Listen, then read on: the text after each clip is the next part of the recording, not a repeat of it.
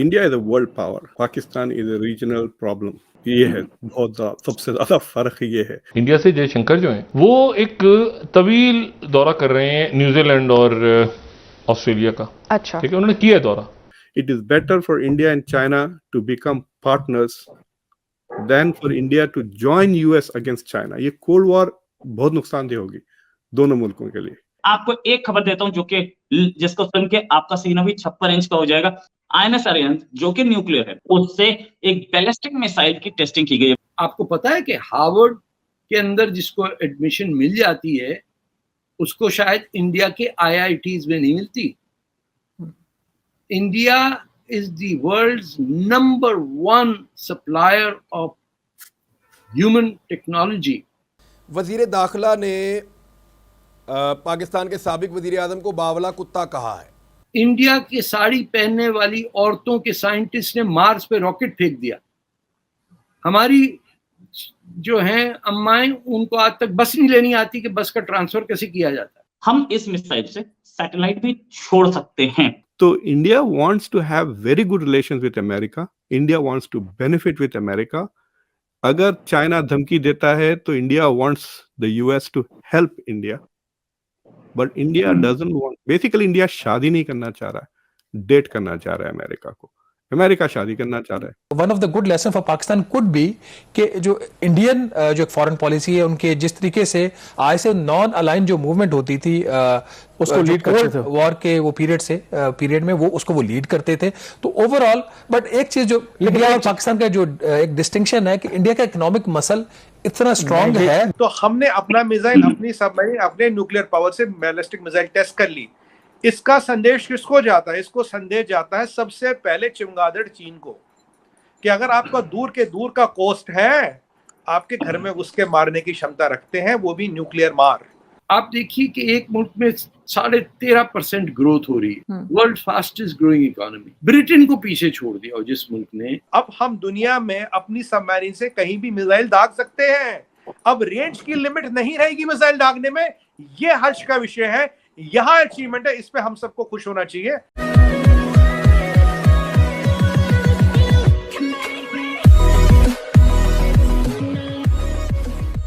नमस्कार दोस्तों, एक स्टेटमेंट, सिर्फ एक स्टेटमेंट पूरी सिचुएशन को दिखाने के लिए या फिर एक्सप्लेन करने के लिए काफ़ी है कि India is a super power और पाकिस्तान रीजनल प्रॉब्लम है। देखिए, चीज़ यहाँ पर यह है कि मतलब अब देखिए कि किस टाइप की सिचुएशन हुई है। रशिया को भगाने के लिए अफगानिस्तान से जब अमेरिका पाकिस्तान में आया तो ये सारी चीज़ें नॉर्मल नहीं थी। पाकिस्तान को उसने बेस बनाया, फिर वहाँ पर कट्टर विचारधारा पैदा की। फिर उसी के बाद जब 1988 के आसपास जब रशिया चला गया तो उन सारे कट्टर जो लोग कट्टर हो गए थे, जिनका ब्रेन वॉश हो गया था, उनको कश्मीर की तरफ धकेल दिया गया और फिर आतंकवादी हमले शुरू हुए। हम सबको पता है कि हमारे जो पंडित भाई थे उनको वहाँ से भगाया गया।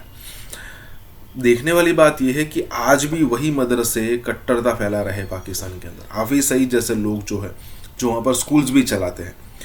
अब उन्होंने अपने स्कूल्स जो बनाए हैं, अच्छे स्कूल बनाए हैं, उसमें सारे सब्जेक्ट्स पढ़ाए जाते हैं, लेकिन साथ में एक दो सब्जेक्ट जिहाद में रिलेट करने वाले भी पढ़ाए जाते हैं। अब ज़रा सोचिए कि बच्चे जहाँ से पैदा हो रहे, मतलब जहाँ उसकी थिंकिंग कैपेसिटी इंक्रीज हो रही है, तो वहीं पर आप उसको दिमाग में ये फिट करवा रहे हैं कि भाई इंडिया जो है आपका दुश्मन है, हिंदू जो है आपका दुश्मन है, हिंदू गंदे होते हैं। उसके अलावा बात ये भी होती है कि भाई वो बुद्ध की पूजा करते हैं। मतलब ऐसा नहीं पढ़ाया जाता कि भाई वो भले ही जो करे, अगर वो आपके साथ अच्छा व्यवहार करते तो आप भी अच्छा व्यवहार करिए।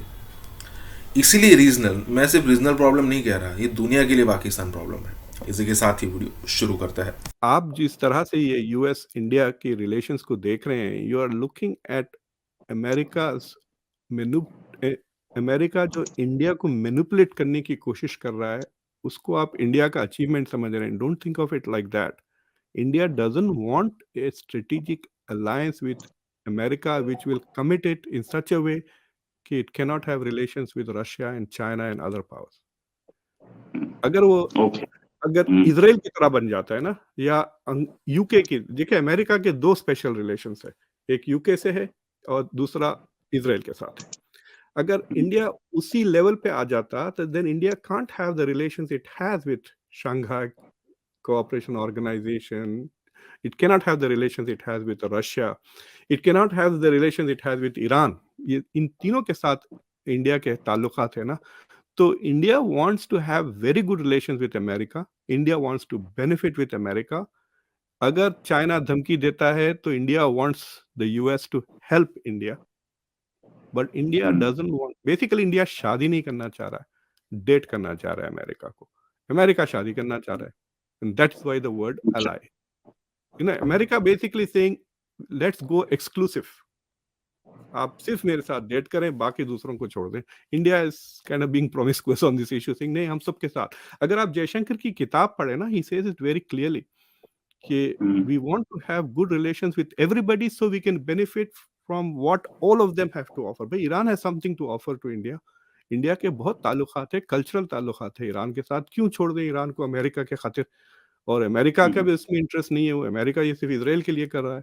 So that is not India का problem, right? We can benefit from Iran. Why should we lose that out? We can benefit from Russia.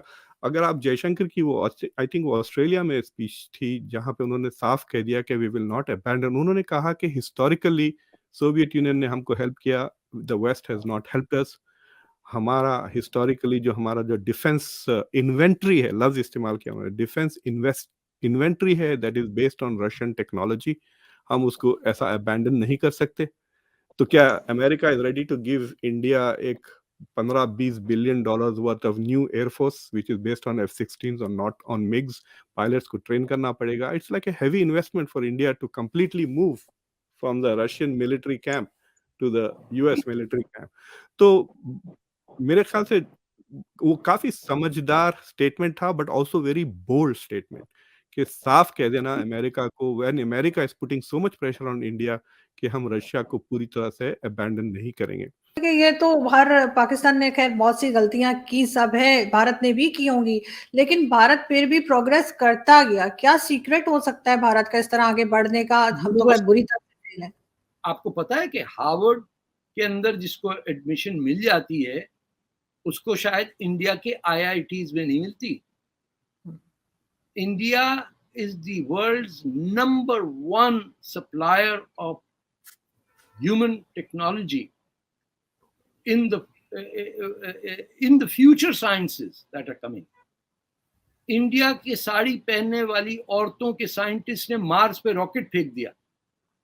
हमारी जो हैं अम्माएं, उनको आज तक बस नहीं लेनी आती कि बस का ट्रांसफर कैसे किया जाता है. हम तो साइकिल रिक्शा जब होता था तब भी नहीं कोई बैठता था उसमें.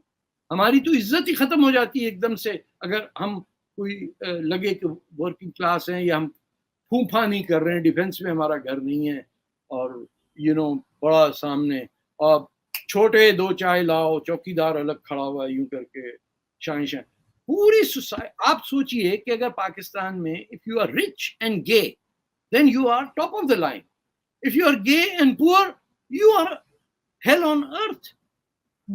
तो पैसे वाला गे तो कहता, वो सिगरेट भी होल्डर में लेके यूं करता, hello how are you doing.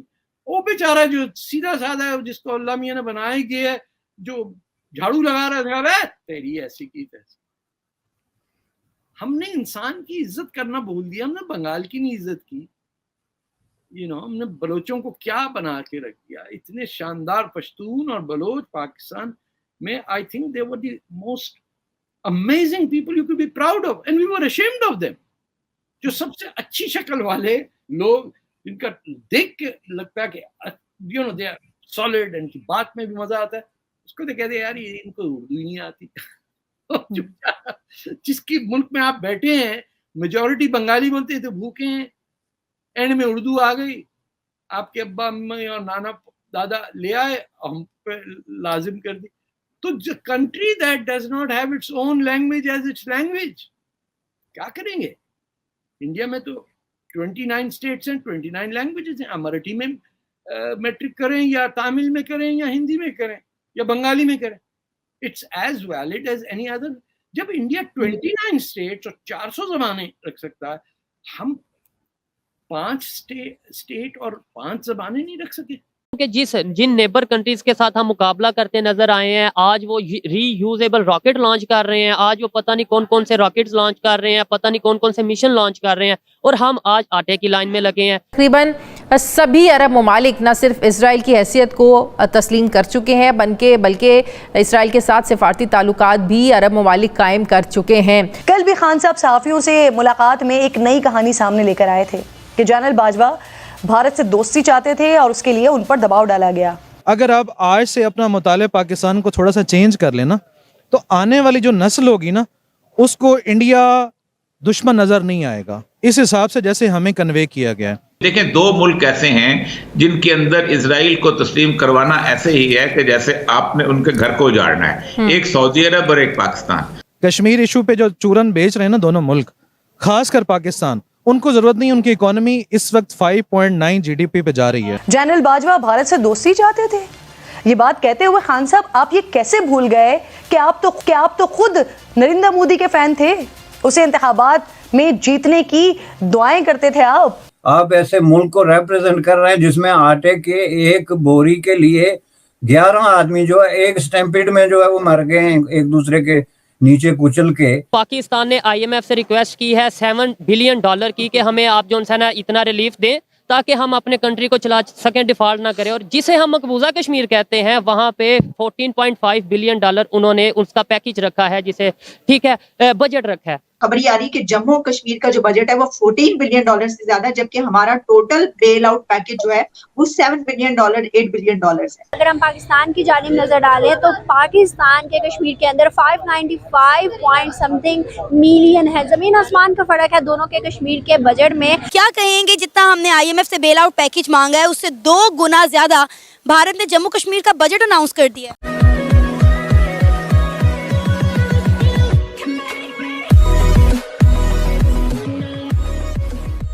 नमस्कार दोस्तों, अब यहाँ पर बात हो रही है कि इंडिया, जैसे मैं अपने कई सारे वीडियोस में भी कह चुका हूँ कि इंडिया के अंदर हर महीने बड़ी बड़ी न्यूज़ आती है। छोटी छोटी न्यूज़ तो हर हफ्ते कई सारी आती ही रहती है, लेकिन बड़ी बड़ी न्यूज़ आप काउंट कर लीजिए कि एवरेज वाइज महीने में 1-2 तो आ ही जाती है। अब यहाँ पर बात हो रही है कि इंडिया जो रीयूजेबल रॉकेट्स बना रहा है। रीयूजेबल रॉकेट्स मतलब कि एलन मस्क की कंपनी ने जो बनाया है कि हमारा जो रॉकेट जाता है फिर वो वापस भी आता है और आकर ठीक जगह पर मतलब फिट भी बैठ जाता है। अब ऐसा नहीं कि सिर्फ यही इंडस्ट्री चल रही है, इंडिया के अंदर कई सारी इंडस्ट्री चल रही है, जैसे स्टार्टअप हो गया, जैसे फार्मा हो गया, जैसे फिल्म इंडस्ट्री हो गई। फिल्म इंडस्ट्री भी अलग अलग तरीके से अभी बजट्स उसके आ रहे हैं। पहले हुआ करते थे कि भाई 100 करोड़ बजट मतलब मैक्सिमम बजट हो गया भाई, ये तो अब कोई लिमिट ही नहीं है बजट की, क्योंकि सबको पता है कि इनकम भी उस लेवल की हो रही है। कहने का मतलब ये है कि ये सारी चीज़ें हो रही है और पाकिस्तान में आज भी वही चल रहा है कि इमरान खान ने ये कह दिया, नवाज शरीफ ने ये कह दिया, शहबाज शरीफ ने ये कह दिया, कौन पार्टी आएगी, एस्टेब्लिशमेंट किसे लाना चाहती है, मतलब पॉलिटिकल इंस्टेबिलिटी चल रही है। इसी के साथ ही वीडियो शुरू करते हैं। जिन नेबर कंट्रीज के साथ हम मुकाबला करते नजर आए हैं, आज वो रीयूजेबल रॉकेट लॉन्च कर रहे हैं, आज वो पता नहीं कौन कौन से रॉकेट्स लॉन्च कर रहे हैं, पता नहीं कौन कौन से मिशन लॉन्च कर रहे हैं, और हम आज आटे की लाइन में लगे हैं। आज हमारी यूथ पॉलिटिक्स में इतनी इन्वॉल्व मतलब उस वे में हो चुकी है जिस वे में शायद नहीं होना चाहिए। मेरा सवाल ये है। ठीक है, फिर अगर आप यही बात कर रहे हैं तो फिर मैं आपको थोड़ा सा पीछे लेके जाना चाहूंगा, सकूत ढाका पे 1971 पे, जहाँ पे आप वहाँ पे नस्लें तब्दील करने गए थे। ठीक है, जहाँ जिनको आप कह रहे थे कि ये लोग तो 1 टके के नहीं है, 2 टके के नहीं है, वो टका 1 टका आपके 3 रुपए के बराबर है। और टेक्नोलॉजी में वहाँ पे बुलेट, आपने टेक्नोलॉजी की बात की ना, वहाँ पे 3 बुलेट ट्रेन चल रही है। ढाका में आज या कल रात को तीसरी बुलेट ट्रेन का आगाज हो चुका है। आपने ये कहा ना कि आटे की लाइनों में, और यहाँ पे भगदड़ मच के 15 लोग शहीद हो चुके हैं। तो आप किस चीज की बात कर रहे हैं, किस टेक्नोलॉजी की बात कर रहे हैं? अगर आप बात कर रहे हैं कि वसाइल की बात कर रहे हैं, अगर आप बात कर रहे हैं कि अपॉर्चुनिटीज की बात करें कि यूथ बाहर क्यों जा रही है, यूथ को यहाँ ये कंसर्न है ना मेरा कि क्यों ब्रेन ड्रेन हो रहा है। अगर आपको लगता है कि पॉलिटिक्स ही होनी चाहिए, फिर वो क्यों पढ़े लिखे लोग बाहर जा रहे हैं? तो बड़े अच्छे तरीके से गाइड करता हूँ इस बारे में अपने लिटल नॉलेज के मुताबिक। तो सबसे पहले तो ये कि हमारी जनरेशन में तो ये हमने मुतालिया पाकिस्तान जो पढ़ा है ना, पाकिस्तान स्टडीज, हाँ पाकिस्तान स्टडीज पढ़ के हमारा तो माइंड जैसे बन गया। अगर आप आज से अपना मुतालिया पाकिस्तान को थोड़ा सा चेंज कर लेना तो आने वाली जो नस्ल होगी ना, उसको इंडिया दुश्मन नजर नहीं आएगा, इस हिसाब से जैसे हमें कन्वे किया गया है। कश्मीर इशू पे जो चूरन बेच रहे हैं ना दोनों मुल्क, खासकर पाकिस्तान, उनको जरूरत नहीं, उनकी इकोनॉमी इस वक्त 5.9 जीडीपी पे जा रही है। आज अभी मैं खबर पढ़ रहा था कश्मीर के हवाले से कि पाकिस्तान ने IMF से रिक्वेस्ट की है $7 बिलियन की कि हमें आप जो है ना इतना रिलीफ दें ताकि हम अपने कंट्री को चला सकें, डिफॉल्ट ना करें। और जिसे हम मकबूजा कश्मीर कहते हैं वहाँ पे $14.5 बिलियन उन्होंने उसका पैकेज रखा है, जिसे ठीक है बजट रखा है, यानी उधर इतना बजट दिया जा रहा है और हम $7 बिलियन। में बात यह है ना कि आप अगर तरक्की करना चाहते हैं तो आप अपने हमसायों के अंदर दुश्मनी की जो फिजा है ये कायम नहीं रख सकते, और ना आपको रखनी चाहिए। आपके जो बॉर्डर्स हैं वो तब सिक्योर होंगे जब आप दोस्ती की फिजा, या दोस्ती ना भी हो तो कम से कम ये कि म्यूचुअल रिस्पेक्ट की फिजा कायम हो, तो उसमें ये कि आप अपना ट्रेड बढ़ा सकते हैं। ठीक है, चाइना और इंडिया के आपस में इश्यूज चल रहे हैं लेकिन ट्रेड तो चल, उनके चाइना और इंडिया अपने नैरेटिव से कोई भी पीछे नहीं हटा, लेकिन उन्होंने अपनी ट्रेड जो है वो अपनी बहाल रखी है, इसलिए कि स्टेबिलिटी है उनके मुल्क में। उनको ये पता है क्योंकि वो डेमोक्रेसीज हैं, उनको ये है कि तो डेमोक्रेसी है, हम कभी भी डेमोक्रेसी नहीं रहे, हम एक सिक्योरिटी स्टेट हैं। आप दुनिया की नजर से देखें ना पाकिस्तान को, बाहर वाला, हम एक सिक्योरिटी स्टेट हैं। ये भी हम जानते हैं कि जो खबर आ रही कि जम्मू कश्मीर का जो बजट है वो $14 बिलियन से ज्यादा, जबकि हमारा टोटल बेल आउट पैकेज जो है वो $7 बिलियन, $8 बिलियन है। ये भी नजर नहीं आ रहा है यहाँ पर। नहीं, ये नजर आ रहा है, लेकिन इससे ये जानबूझ के सरफे नजर करना जिसको कहते हैं ना, नजर हटाना, मुंह फेरना, उस वाली बातें हो रही हैं। गुज़श्ता कई सालों से ये डिबेट रहा है with in Kashmir across the divide, कि वो जाहिर है वहाँ पे जितना बजट खर्च हो रहा है, जिस तरह की सड़कें बन रही हैं, टनल्स बन रहे हैं, पुल बन रहे हैं, यूनिवर्सिटीज़ बन रही हैं, टेक्नोलॉजी के सेंटर बन रहे हैं, वो तो अनप्रेसिडेंटेड है।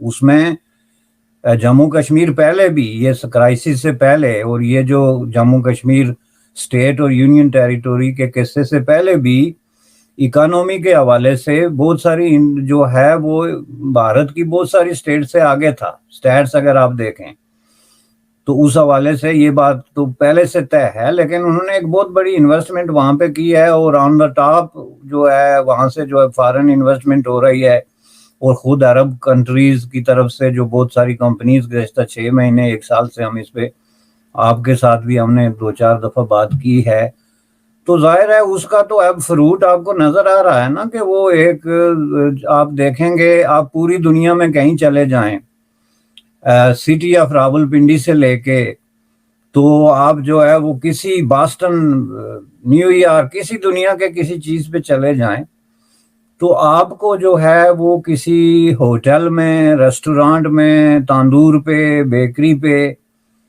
आज़ाद कश्मीर का कोई नौजवान मिलेगा जो सर्व कर रहा है एज ए वेटर, सर्व कर रहा है एज ए बेकर, सर्व कर रहा है as a cleaning boy, as a जो नाम आप उसको दे लें। तो ये चीज़ क्यों है? ये चीज़ इसलिए है कि आज़ाद कश्मीर में कोई रोज़गार नहीं है। वहाँ पे जो है वो 1% लोगों ने एक निज़ाम बना के उस पर कब्जा किया हुआ है, जिसको वो आज़ाद कश्मीर कहते हैं, जो कि एक गलत यूज़ ऑफ दिस, ये जो टर्म है इसका गलत इस्तेमाल है, चूँकि उसमें आज़ादी वाली कोई बात है नहीं। उसमें 1% लोगों ने कब्जा किया हुआ है तमाम सरकारी मुलाजमतों पे, प्राइवेट मुलाजमतों पे, ठेकों पे, जहाँ कहीं भी वेल्थ की डिस्ट्रीब्यूशन का कोई रास्ता है उसके आगे वो दीवार बन के खड़े हैं। क्या कहेंगे, जितना हमने IMF से बेल आउट पैकेज मांगा है उससे 2 गुना ज्यादा भारत ने जम्मू कश्मीर का बजट अनाउंस कर दिया है? मैम सबसे पहले तो ये है कि आजकल आपको पता है कि हमारे मुल्क की जो फाइनेंशियल कंडीशन है वो क्या हो चुकी हैं, और सेकेंडली मैम अगर हम इंडिया की बात करें तो इंडिया की इकोनॉमी हमारी इकोनॉमी से आई थिंक सो 500 टाइम बिगर है, वो बहुत बड़ी इकोनॉमी है। और उनमें की बात है कि उनकी आबादी जो है ना वो इस टाइम पे 1 अरब से ऊपर है। उन्होंने अपनी पावर जो है, इकोनॉमिक पावर है, वो उन्होंने अपनी पॉपुलेशन को कंसीडर किया हुआ है और उसके अकॉर्डिंगली वो स्टेप लेते हैं। हमारा यहाँ पे डिफरेंस क्या है कि हमारी जितनी पॉपुलेशन है हम उसको फीड करने के हिसाब से ले रहे हैं, हमने अपनी पॉपुलेशन को बर्डन समझा हुआ है। अब सेकेंडली मैम कि जब से उन्होंने आर्टिकल 335 और आर्टिकल 1 रिमूव किया है इंडियन गवर्नमेंट ने, सेंट्रल गवर्नमेंट ने, मैम तब से वो क्या कह रहे हैं कि कश्मीर में एक तो बाहर से जो नॉन कश्मीरिट्स है उनको लेकर आ रहे हैं, ठीक है, और दूसरा ये कि मैम वहाँ पे डिफरेंट प्रोजेक्ट्स आ रहे हैं। अब लाइकली वहाँ पे इजराइल अगर देख रहे हैं तो वो इन्वेस्ट कर रहा है, मतलब कि फॉरेन इन्वेस्टर वहाँ पर आ रहे हैं। दूसरा अगर हमारी साइड का कश्मीर है तो हमारी साइड में इन्वेस्टमेंट तो पाकिस्तान में नहीं है, तो कश्मीर में कहाँ से होगी? जंग के बादल जो है वो मंडला रहे हैं और मुझे ऐसे लग रहा है कि पाकिस्तान अफगानिस्तान के अंदर हमले करेगा। कल जो है वो पाकिस्तान के होम मिनिस्टर राना सनाउल्लाह मुच्छड़ चूहे ने कहा है। ये पाकिस्तान अगर अफगानिस्तान पे अटैक करने वाला है तो जरूर करे, because for us the primary thing is the national security. अबे वही मुच्छड़ तुझे लग रहा है तू पाकिस्तान के अंदर इमरान खान को कुछ भी बोल देता है तो अफगानिस्तान भी तेरे बाप का घर है। जरा ड्यूरिंग लाइन क्रॉस करके देखा। लोग जो हैं वो आटे की थैली और आटे की सारी चीज़ों के लिए। जी भाई ठीक है, इधर लाइए। बात जैसे की जाती है, देखना किस तरह बोलूँगा मैं। तुम आवाम के अंदर ताकत नहीं है, तुम बिल्कुल बेकार आवाम हो मेरे ख्याल के अंदर। खुदा के लिए सारे मुट्ठी भर हो जाओ, 28 और 29 करोड़ आवाम अपने आप को गैरत डालो, गैरत डालो। कुम्मे का तो गैरत डालो। अगर कुछ नहीं कर सकते हो, चांद की 11, 12, 13 को 3 रोजे रखो सारे। और खबर यह है कि इमरान खान ने ये कहा है कि हाँ मैं हूँ प्ले बॉय, मैं प्ले बॉय। सो एक तरफ प्ले बॉय की कहानियां चल रही हैं इस्लामाबाद के अंदर, और दूसरी तरफ तालिबान जो है वो कह रहे हैं हम भी प्ले बॉय हैं बॉर्डर के। 300 रुपया किलो टमाटर हम खा रहे हैं, 500 रुपया किलो प्याज। कोई पूछने वाला नहीं है। क्या इस मुल्क का माँ बाप कोई भी नहीं है, यतीम मुल्क है। जो लोग नहीं जानते कि प्ले बॉय क्या होता है, कौन होता है, मैं बता दूं नाज़रीन, एक ऐसा शख्स जो औरतों का रसिया हो उसको प्ले बॉय कहा जाता है। सोने पर सुहागा, ये बात उन्होंने कही है former army chief general retired Qamar Javed Bajwa को। कमर बाजवा कमर पर छुरा मार रहा था और हमदर्दी भी कर रहा था। सर टाटा कंपनी ने मोरक्को को 93 ट्रक्स दिए जो कि 6x6 हैं। क्या वजूहत है? वो एक्सपोर्ट करी जा रही है। सारी कौम एक हो जाओ, ये मेरा ऐलान है। 3 रोजे रखो, चांद के 11, 12, 13 हुकूमत इंशाल्लाह खत्म हो जाएगी।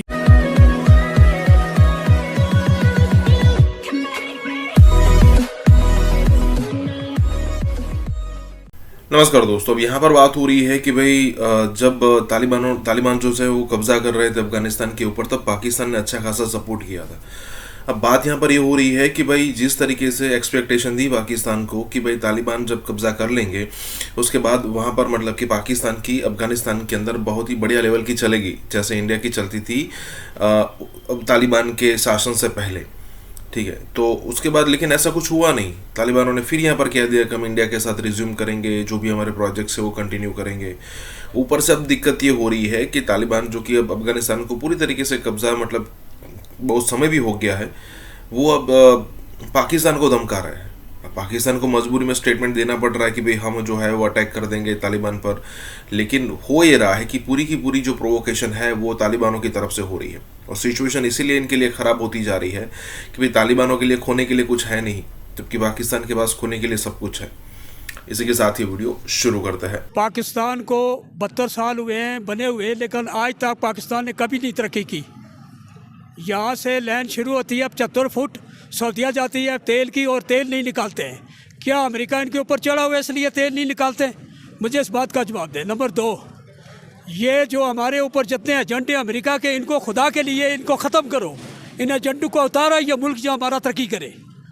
हमारा मुल्क तरक्की कभी नहीं कर सकता है जब तक ये अमेरिका का एजेंट और अमेरिका के पिट्ठू यहाँ से नहीं गुजरेंगे, हम कभी नहीं तरक्की कर सकते। जो भी आया इस मुल्क को लूट के चला गया, आज तक ये मुल्क सीधा नहीं हो सका। बात यह है खुदारा, ये पाकिस्तान की 28 या 29 करोड़ जो आवाम है, गैरत डालो यार, सारे गैरत डालो, कुछ गैरत करो। अगर गैरत है ना तो आप हुक्मरानों जो हमारे मुल्क के जो लीडर है उनको ठीक कर सकते हो, लेकिन तुम आवाम के अंदर ताकत नहीं है। तुम बिल्कुल बेकार आवाम हो मेरे ख्याल के अंदर। हमारी 72 साल उम्र है, हम तो दुनिया से चले जाएंगे, लेकिन हमारी जो औलाद है पीछे, वो भी ऐसे ही इसी तरह इन पिट्ठू के नीचे ही रहेगी। खुदारा आप लोग सारे इकट्ठे हो, इस मुल्क को बनाओ, इस मुल्क का ख्याल करो, इस मुल्क की तरक्की करो। नंबर 2, पाकिस्तान की जो आवाम है एक ताकत मुट्ठी भर बन जाओ सारे।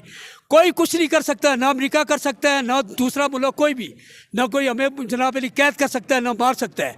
खुदा के लिए सारे मुट्ठी भर हो जाओ, 28 और 29 करोड़ आवाम अपने आप को गैरत डालो, गैरत डालो। कुम्मे का तो गैरत डालो। अगर कुछ नहीं कर सकते हो, चांद की 11, 12, 13 को 3 रोजे रखो, सारे रोजे रखो। ये सारे हमारे ऊपर से हटे।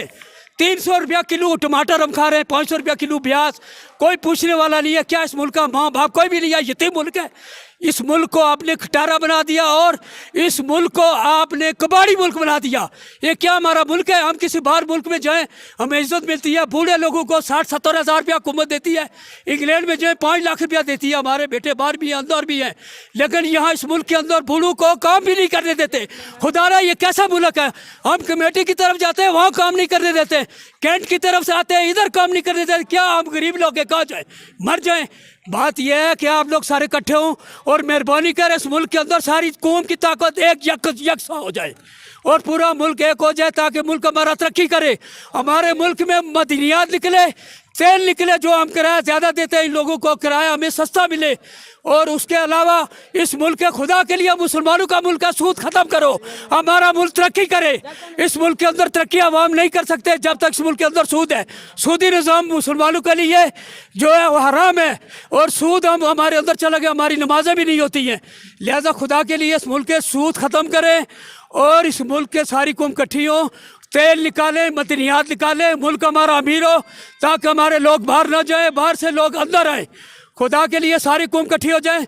सब लोग आप डर रहे हैं क्या? सारे डर है, बेडर लोग हैं, सबके अंदर कोई डर नहीं, आप बिल्कुल बेखौफे लोग हैं।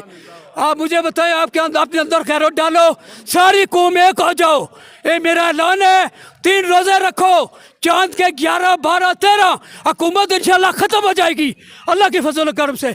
आटा आज नहीं मिलता। इमरान खान कहते थे नहीं अच्छा, रोड गड़ी के पास गाड़ियां लगी होती थी आटे की, आज तक आटा गायब हो गया। कहाँ चला गया आटा? चीनी गायब हो गई, वो घी गायब हो गया। यूनिट स्टोर में जाते हैं 5.5 किलो की चीनी लो, साथ और सौदा भी लो, या कहाँ का इंसाफ है? एक आदमी के पास पैसा ही नहीं है, वो कहाँ से पैसे लाएगा और कैसे वो करेगा? यूनिट स्टोर के अंदर हमें वो 350 की चीनी मिलती है, उसके साथ और 100-150 रुपया होना चाहिए और फिर जाकर वो सौदा में मिलेगा। खुदा के लिए सारी कौम इकट्ठी हो जाओ, जालिम से जान छुड़ाओ। बस ये मेरा आखिरी ऐलान। कल जो है वो पाकिस्तान के होम मिनिस्टर राना सनाउल्लाह मुच्छड़ चूहे ने कहा है कि भाई हमें ये जो है हमें इजाजत है कि हम अफगानिस्तान में जाकर, अफगानिस्तान के अंदर जाकर हम टीटीपी के ठिकानों पे वहां पे कुछ भी कर सकते हैं, यानी कि हमारी सेना कभी भी अफगानिस्तान जा सकती है। अबे वही मुच्चर तुझे लग रहा है तो पाकिस्तान के अंदर इमरान खान को कुछ भी बोल देता है तो अफगानिस्तान भी तेरे बाप का घर है। जरा ड्यूरिंग लाइन क्रॉस करके देखा ये जो तेरी मूछे है ना, मूछे, ये तेरी मूछे उखाड़ देंगे हम लोग, मूछों से लटका देंगे तेरे को। एक बार, सिर्फ एक बार, ये जो तूने कल जो पुस्की छोड़ी है ना, ये जो लंबी पुस्की तूने छोड़ी है कि हम कभी भी ड्यूरिंग लाइन या अफगानिस्तान में घुस के कुछ भी कर सकते हैं, तो भाई ये जो तूने बात कही है ना, ये एक बार तू रियलिटी में करके देखा। ये कोई पाकिस्तान का मौला जट मूवी नहीं है। उधर तेरी मूछे निकाल के जो बची हुई ना उससे तेरे को लटका देंगे अफगानिस्तान के अंदर। तो दोस्तों ये लोग सालों साल से, दोस्तों आप लोग देखें कि खुद पाकिस्तान के अंदर हफीज सईद और पता नहीं क्या जैश लश्कर तैयबा और क्या क्या ग्रुप्स पालते रहते हैं, लेकिन आज ये लोग चिल्ला रहे हैं कि अफगानिस्तान की तरफ से हमें टीटीपी से खतरा है। अरे भाई ये सब आपके ही बच्चे हैं, इसके माँ बाप तुम लोग ही हो, इन सबको आप लोगों ने पाला है, इन सबको आप लोगों ने ट्रेनिंग दी है। ये आते कहाँ से है, ये कौन से देश से आते हैं? अफगानिस्तान तो खुद 40 साल से तुम लोगों की वजह से, तुम्हारे इन ग्रुप्स की वजह से, तुम्हारे उन मदरसों की वजह से टुकड़े टुकड़े हुए हैं अफगानिस्तान के। नहीं तो अफगानिस्तान तुमसे आज बहुत पहले निकल जाता आगे। आज भी अल्हम्दुलिल्लाह अफगानिस्तान पाकिस्तान से काफी ज्यादा आगे है। पेट्रोल की बात करें तो अफगानिस्तान में सस्ता, पाकिस्तान में महंगा। आटे की बात करें तो अफगानिस्तान में सस्ता, पाकिस्तान में महंगा। बिजली की बात करें अफगानिस्तान में सस्ता, पाकिस्तान में महंगा। गैस की बात करें अफगानिस्तान में सस्ता, पाकिस्तान में महंगा। एक तो ये सारी चीजें महंगी ऊपर से है ही नहीं, ऊपर से मिल ही नहीं रही है सारी चीजें। तो ये तुम्हारी हालत है, ये तुम्हारी जीडीपी है, ये तुम्हारी इकोनॉमी है, कुछ है नहीं आपके पास। ये 26/11 के हवाले से ये जो यूएन काउंटर टेरर मीट हो रहा है, उसमें आई थिंक उसी होटल के अंदर ये सब जो पाकिस्तान के बारे में एक पूरी दुनिया को प्रेजेंटेशन दी गई कि देखो वहां से टेररिज्म एमिनेट हो रहा है। Now I will like to apprise you with the intrigue surrounding Sajid Mir, one of the key perpetrators of Mumbai terror attacks. In this voice clip which you are going to hear, he can be heard directing the assailants at Sabad House. तो जो जहाँ पे आपको movement नजर आती है, बंदा जिस छत पे चल रहा है, कोई आ रहा है जा रहा है, उसको फायर ठोको, उसे नहीं पता यहाँ पे क्या हो रहा है। उन्होंने बात की पाकिस्तान के हवाले से कि हम गिलगित भी ले लेंगे, आजाद कश्मीर भी ले लेंगे। राजनाथ सिंह साहब ने ये बात कही है कि वो लोग पाकिस्तान ऑक्युपाइड कश्मीर लेकर रहेंगे, और रशिया के प्राइम मिनिस्टर साहब ने भी ये बात अनाउंस की कि पाकिस्तान के पास जो आजाद कश्मीर है वो बेसिकली मैप के मुताबिक इंडिया का ही हिस्सा है। इस वक्त एक वायरल हुई है वीडियो जिसमें जब हमारे फयाजुल हसन चौहान साहब, जो अपने आप को बहुत बड़ा तनेतर और बहुत बड़ा स्पोक्स पर्सन समझते हैं, उनको वो जुतियां पड़ी हैं टीवी स्क्रीन के ऊपर इंडियन टीवी की, जिसका कोई हिसाब नहीं है। इंडिया की तो ख्वाहिश होगी कि पाक फौज के हवाले से, ISI के हवाले से खूब धमाका, खूब जनाब क्रिटिसिज्म, खूब कंट्रोवर्सी, वो तो आपकी ख्वाहिश होगी। हमारी ख्वाहिश नहीं है, ये हमारा एम है सर कि ISI को एक्सपोज करना है। अब वो आप ही कर दे रहे हैं, तो थैंक यू सो मच। उनकी एंकर ने उनको कहा, हम आपका शुक्रिया अदा नहीं कर सकते, क्योंकि पाकिस्तान की फौज और ISI के साथ जो आप कर रहे हैं, ये तो हम अरबों रुपया लगा के नहीं कर सके, और वह ही कर रहे हैं बेगैरतों की तरह से। कुछ बरस पहले की बात है, बल्कि कुछ रोज पहले की बात है, कश्मीरियों ने स्लोगन्स लगाए और वो लोग सड़कों पे निकल आए ये कहकर के सेव अस मोदी। इंडिया के चैनल पे उन्होंने लित्तर परेड की है आपके, वहां पे आपकी प्रॉपर लित्तर परेड हुई है, वहां पे मुक्के शुके पड़े हैं वहां पे आपको सही तरह। उनके डिफेंस मिनिस्टर ने जो स्टेटमेंट दी है, आपको उसकी पॉसिबिलिटी नजर आती है? देखिए, इंडियंस बातें तो बहुत करते हैं, आपको भी पता ये मत कहें कि वो बातें बहुत करते हैं, वो जो बोलते हैं वो करके दिखाते हैं। हम खंभों के पीछे रो रहे होते हैं, वो लोग सैटेलाइट तक चले गए।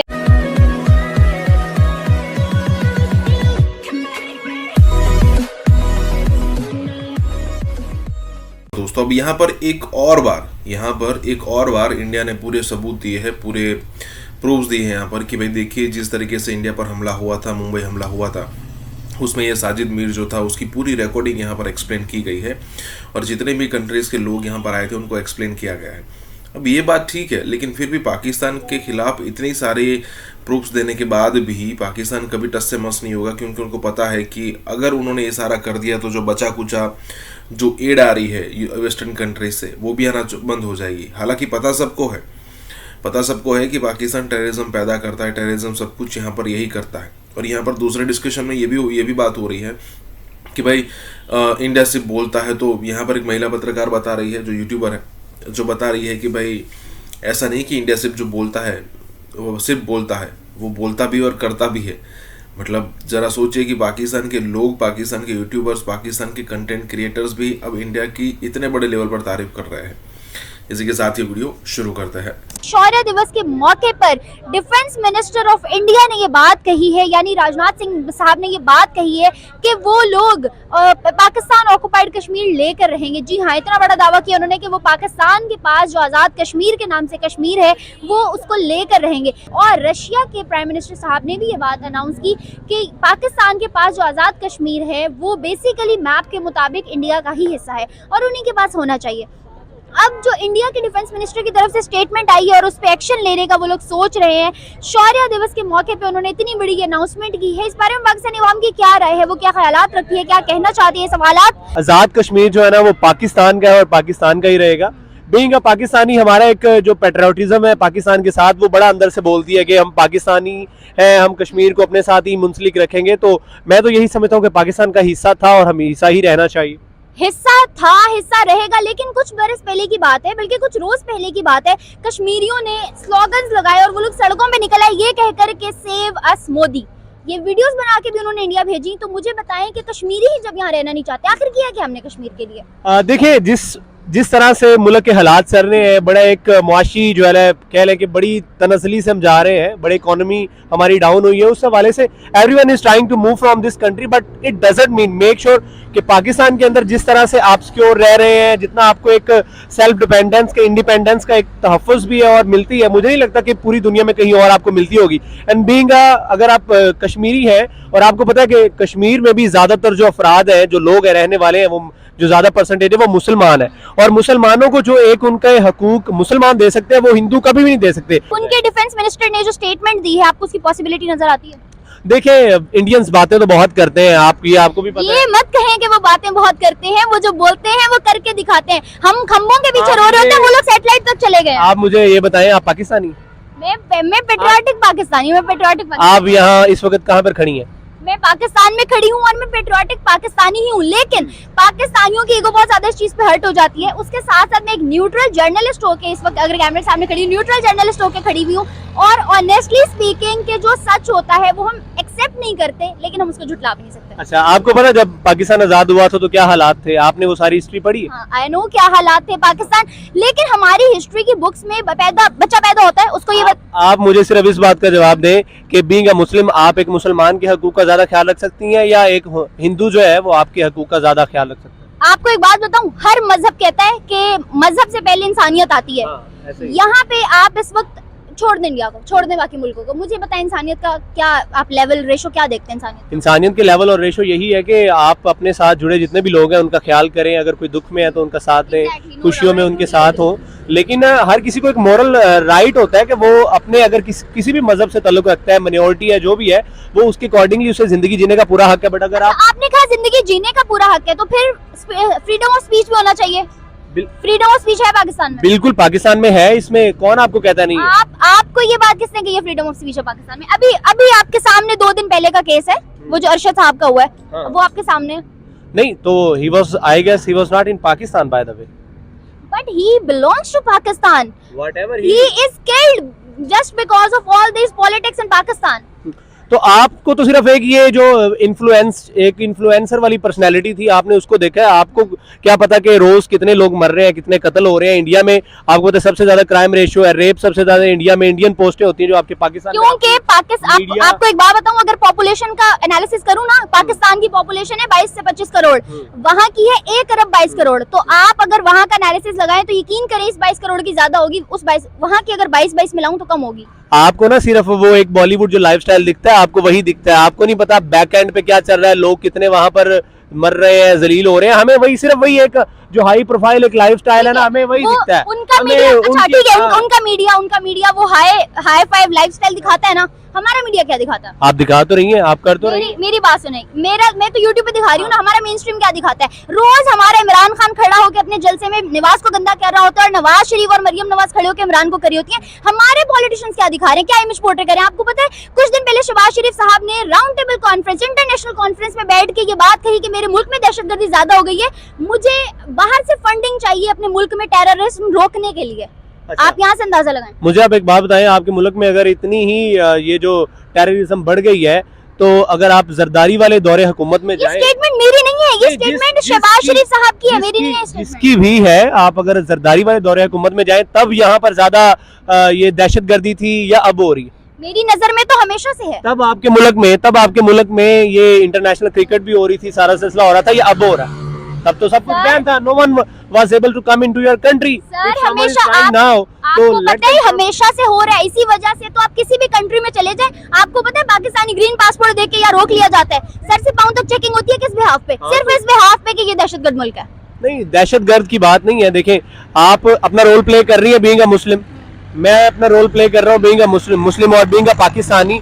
तो हमें एज एन इंडिविजुअल देखना है कि हर इंडिविजुअल फर्दन तौर पे अपने आप को अगर देखे, अगर अपने आप को सुधारे तो तब जाके कम्युनिटी बनती है, कलेक्टिवली सारे ठीक होते हैं। इफ आई एम ट्राइंग, तो मैं अपनी ऑडियंस को भी यही कहूंगा कि आप इंडिविजुअली अपने आप को देखें, लोग क्या कर रहे हैं, अगर आप वो देखेंगे तो आप कहेंगे आपने भी उस भीड़ में शामिल होना है। तो मुझे नहीं लगता कि फिर इस मुल्क के हालात बदलेंगे। जब when everyone will do this as an individual, तो हर एक इंसान कर करके एक कम्युनिटी, एक पूरा मुल्क, एक पूरी कौम बन। डीसा एयरफील्ड का निर्माण भी देश की सुरक्षा और उस क्षेत्र के विकास के लिए एक महत्वपूर्ण उपलब्धि है। डीसा अंतर्राष्ट्रीय सीमा से केवल 130 किलोमीटर दूर है। अगर हमारे फोर्सेस, विशेषकर हमारी वायुसेना डीसा में होगी तो हम पश्चिमी सीमा पर किसी भी दुस्साहस का और बेहतर ढंग से जवाब दे पाएंगे। एक अहम पहल के रूप में गुजरात के बनासकांठा में माननीय प्रधानमंत्री जी द्वारा नए और आधुनिक डीसा एयरबेस का शिलान्यास संपन्न हुआ है। बनासकांठा में विकसित होने वाला ये एयरबेस देश की वायु सीमाओं की सुरक्षा को मजबूती देने के लिए रणनीतिक रूप से महत्वपूर्ण है। 4519 एकड़ क्षेत्र में बनने वाला डीसा एयरफील्ड अंतरराष्ट्रीय सीमा से केवल 130 किलोमीटर की दूरी पर स्थित है। अगर भारत के साथ तुम्हारी ट्रेड हो, तुम्हारा व्यापार हो, तुम्हारी तिजारत हो, तो वो कश्मीरियों के साथ, कश्मीरियों के खून के साथ, उनकी कुर्बानियों के साथ सोया। ऐसी उर्दू बोलते हो यार मुगले आजम फिल्म की। तुम भारत के साथ क्रिकेट खेलोगे और उसके पैसे कमाओगे, जो तुम्हारे अब्बू ने कभी नहीं देखे इतने पैसे, वो तुम कमाओगे पाकिस्तान में। एड का पैसा आएगा। इंडियन क्रिकेट टीम का मतलब है कि पूरी वर्ल्ड की क्रिकेट आ गई वहां पे, क्योंकि बाकी सब तो टीम्स ऐसी हैं। पैसा तो बीसीसीआई देती है, असली पैसा बीसीसीआई कमा रही है। तो अब एक बात बताओ, अब कश्मीरियों के खून के साथ सौदा नहीं है? मुझे तो उस दिन का ये डर है कि इंडिया आपको ये कहेगी कि हम खेलते ही नहीं जी, लेट अलोन। अभी आपने ये देखना बाकी है कि इंडिया में एक लीडर उठेगा जो के उठ के ये ऐलान करेगा कि हम पाकिस्तान के साथ दुनिया के किसी कोने में नहीं खेलते, और ये वो ऐलान होगा जो पाकिस्तान को बुनियादी तौर पे हैंडीकैप करके रख देगा। ये मैं आपको बता दूं। स्वात में जो इस वक्त सूरत हाल है उस पर एक ब्रीफिंग दी गई है। और उसमें प्राइम मिनिस्टर को बताया गया है कि हमारे एवरेज आपके 35 लोग हर माह में शहीद हो रहे हैं। पाकिस्तान की न्यूक्लियर असासों का क्या होगा? अभी बाइडन ने भी ये बात कही है।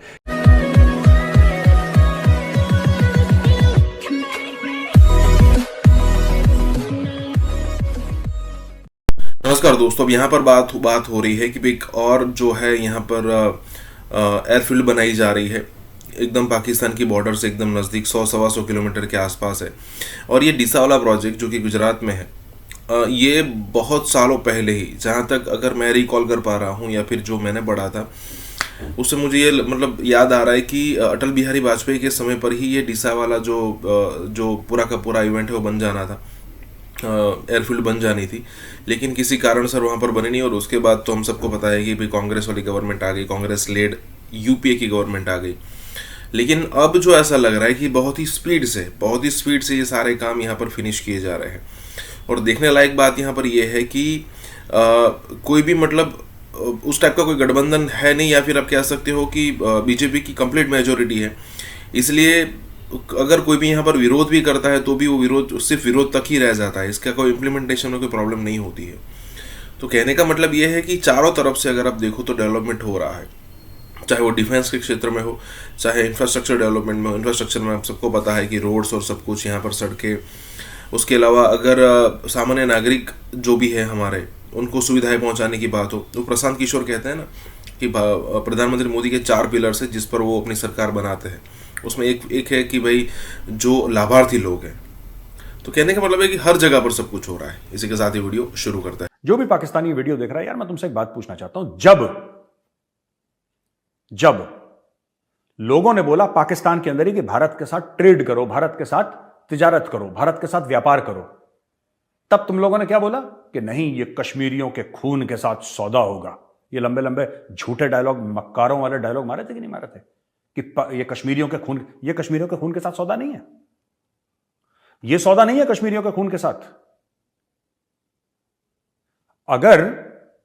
अगर भारत के साथ तुम्हारी ट्रेड हो, तुम्हारा व्यापार हो, तुम्हारी तिजारत हो, तो वो कश्मीरियों के साथ, कश्मीरियों के खून के साथ, उनकी कुर्बानियों के साथ सोया। ऐसी उर्दू बोलते हो यार मुगले आजम फिल्म की। ये लगता है पाकीज़ा ऊपर से नीचे आ गई। ऐसी उर्दू झाड़ते हो कि कश्मीरियों की कुर्बानियों के साथ सौदा होगा, गद्दारी होगी, और ये गद्दारी हम कभी नहीं करेंगे इंशाल्लाह। अरे एक बात बताओ यार, एक बात बताओ, तुम भारत के साथ क्रिकेट खेलोगे और उसके पैसे कमाओगे, जो तुम्हारे अब्बू ने कभी नहीं देखे इतने पैसे, वो तुम कमाओगे पाकिस्तान में। एड का पैसा आएगा। इंडियन क्रिकेट टीम का मतलब है कि पूरी वर्ल्ड की क्रिकेट आ गई वहां पे, क्योंकि बाकी सब तो टीम्स ऐसी हैं। पैसा तो बीसीसीआई देती है, असली पैसा बीसीसीआई कमा रही है। तो अब एक बात बताओ, अब कश्मीरियों के खून के साथ सौदा नहीं है? आपका ये शिकवा है कि हमें आइसोलेट कर दिया गया, दुनिया हमारे साथ जो है वो सौतेली मांग का सलूक करती है जी। टेररिज्म इतना बड़ा तो नहीं है, हमने फौज लगा दी थी क्रिकेट के तहफ़्फ़ुज़ के लिए। फौज लगाना इट सेल्फ इस चीज की इंडिकेशन है कि यू आर एट रिस्क। कभी किसी क्रिकेट टीम के इर्द गिर्द फौज देखी है आपने? तो आप कहे नहीं, हम दुनिया की सेफ तरीन कंट्री हैं, लेकिन क्रिकेट के मैदान के इर्द गिर्द फौज टेक ओवर करेगी, तो इससे दुनिया का मैसेज क्या जाएगा? तो उसमें अगर इंडिया ने किसी भी तरीके से अगर ये आपको मैसेज दिया कि हमारी टीम आ सकती है, वह उसकी कोई भी टर्म्स और कंडीशन है, तो पाकिस्तान में अगर कोई सेंसेबल पर्सन होता तो वो उसको यस करता। whoever is the decision maker, इस मामले में, या जिसकी लास्ट कॉल जो दे सकता है, मैं समझता हूँ कि वो ये हाँ करता। चूंकि जाहिर है ये तरीका जो है, इससे आपकी एक गुडविल जो है वो शो होती है, लेकिन इससे जो ये चीज़ें कर देना कि नहीं जी इसकी ये शर्त है, इसकी वो शर्त है, इसका मतलब ये है कि यू आर नॉट रेडी। और इसमें मेरे लिए कोई अजूबे, कोई ऐसी नई बात नहीं है कि Pakistan is not ready to talk and walk both. तो इसके लिए पाकिस्तान में माइंडसेट जो है उसको चेंज करने की ज़रूरत है कि भाई ये इंडिया के साथ आखिर हमने करना क्या है। दुनिया में आपके दोस्तों की तादाद ना होने के बराबर है। आपके फाइनेंशियल क्राइसिस जो हैं वो शो करते हैं कि आप एक बहुत ही कम अरसे में किसी भी बड़े हादसे, किसी भी बड़े डिज़ास्टर, किसी भी शक्ल में आप अनसस्टेनेबल किस्म की एक कंट्री जो है या इलाका उसमें तब्दील हो सकते हैं। तो उस वक्त आपको ये चीज़ें जो हैं, जहाँ जहाँ आपने सींग अड़ाए हों, जहाँ जहाँ आपने कॉन्फ्लिक्ट क्रिएट किए होते हैं, उनको समेट के तो ज़्यादा से ज़्यादा गुडविल हंटिंग करनी पड़ती है, जिसके लिए मैं समझता हूँ कि ये एक खिड़की थी। लेकिन जाहिर है जब आप ये कहें कि जी हम दुश्मन से खेलने जा रहे हैं, और दुश्मन से हम तभी खेलेंगे कि जब हमारी टर्म्स और कंडीशंस पे खेला जाएगा, इस जगह पे होगा, वो झंडा नहीं उठाया जाएगा, वो टीम इधर नहीं होगी, वो नहीं होगी, तो जाहिर है जवाब में मैं समझता हूँ कि इंडिया ने यही कहना था कि हम जो है वो किसी न्यूट्रल वेन्यू को तलाश करें तो बेहतर है। क्योंकि जिस तरह की सिचुएशन है इसमें जो है वो टीमें आपको कोई पॉजिटिव वैसे भी जो है वो मैसेज नहीं दे सकती, क्योंकि आपने नफरत की एक इतनी अगला दर्जा क्रिएट किया हुआ है। तो उसमें अगर एटलीस्ट आप इंडिया से खेलते हैं, मुझे तो उस दिन का ये डर है कि इंडिया आपको ये कहेगी कि हम खेलते ही नहीं जी, लेट अलोन जो है वो किसी भी। मैं समझता हूँ कि अगर मोदी साहब या इस वक्त जो लोग इंडिया में जिनका इस तरह के बारे में आप कहते हैं जी उन्होंने ये सख्त स्टेप उठा दिया, वो सख्त स्टेप उठा दिया, अभी आपने ये देखना बाकी है कि इंडिया में एक लीडर उठेगा जो के उठ के ये ऐलान करेगा कि हम पाकिस्तान के साथ दुनिया के किसी कोने में नहीं खेलते। और ये वो ऐलान होगा जो पाकिस्तान को बुनियादी तौर पे हैंडीकैप करके रख देगा, ये मैं आपको बता दूं। क्योंकि पाकिस्तान की जो इंटरनेशनल जो प्रेजेंस है और जो गुडविल है इस वक्त, वो बहुत ज़्यादा जो है ऑलरेडी बहुत ज़्यादा शेकी ग्राउंड्स पे है। तो उसमें अगर इंडिया जैसा एक मजबूत मुल्क जिसका एक इस वक्त जो है इंटरनेशनल एरिना में एक क्रेडिबल किस्म की जो है वो स्पेस मौजूद है, वो अगर इस तरह की लॉबिंग करे तो ये कोई मुश्किल काम नहीं है।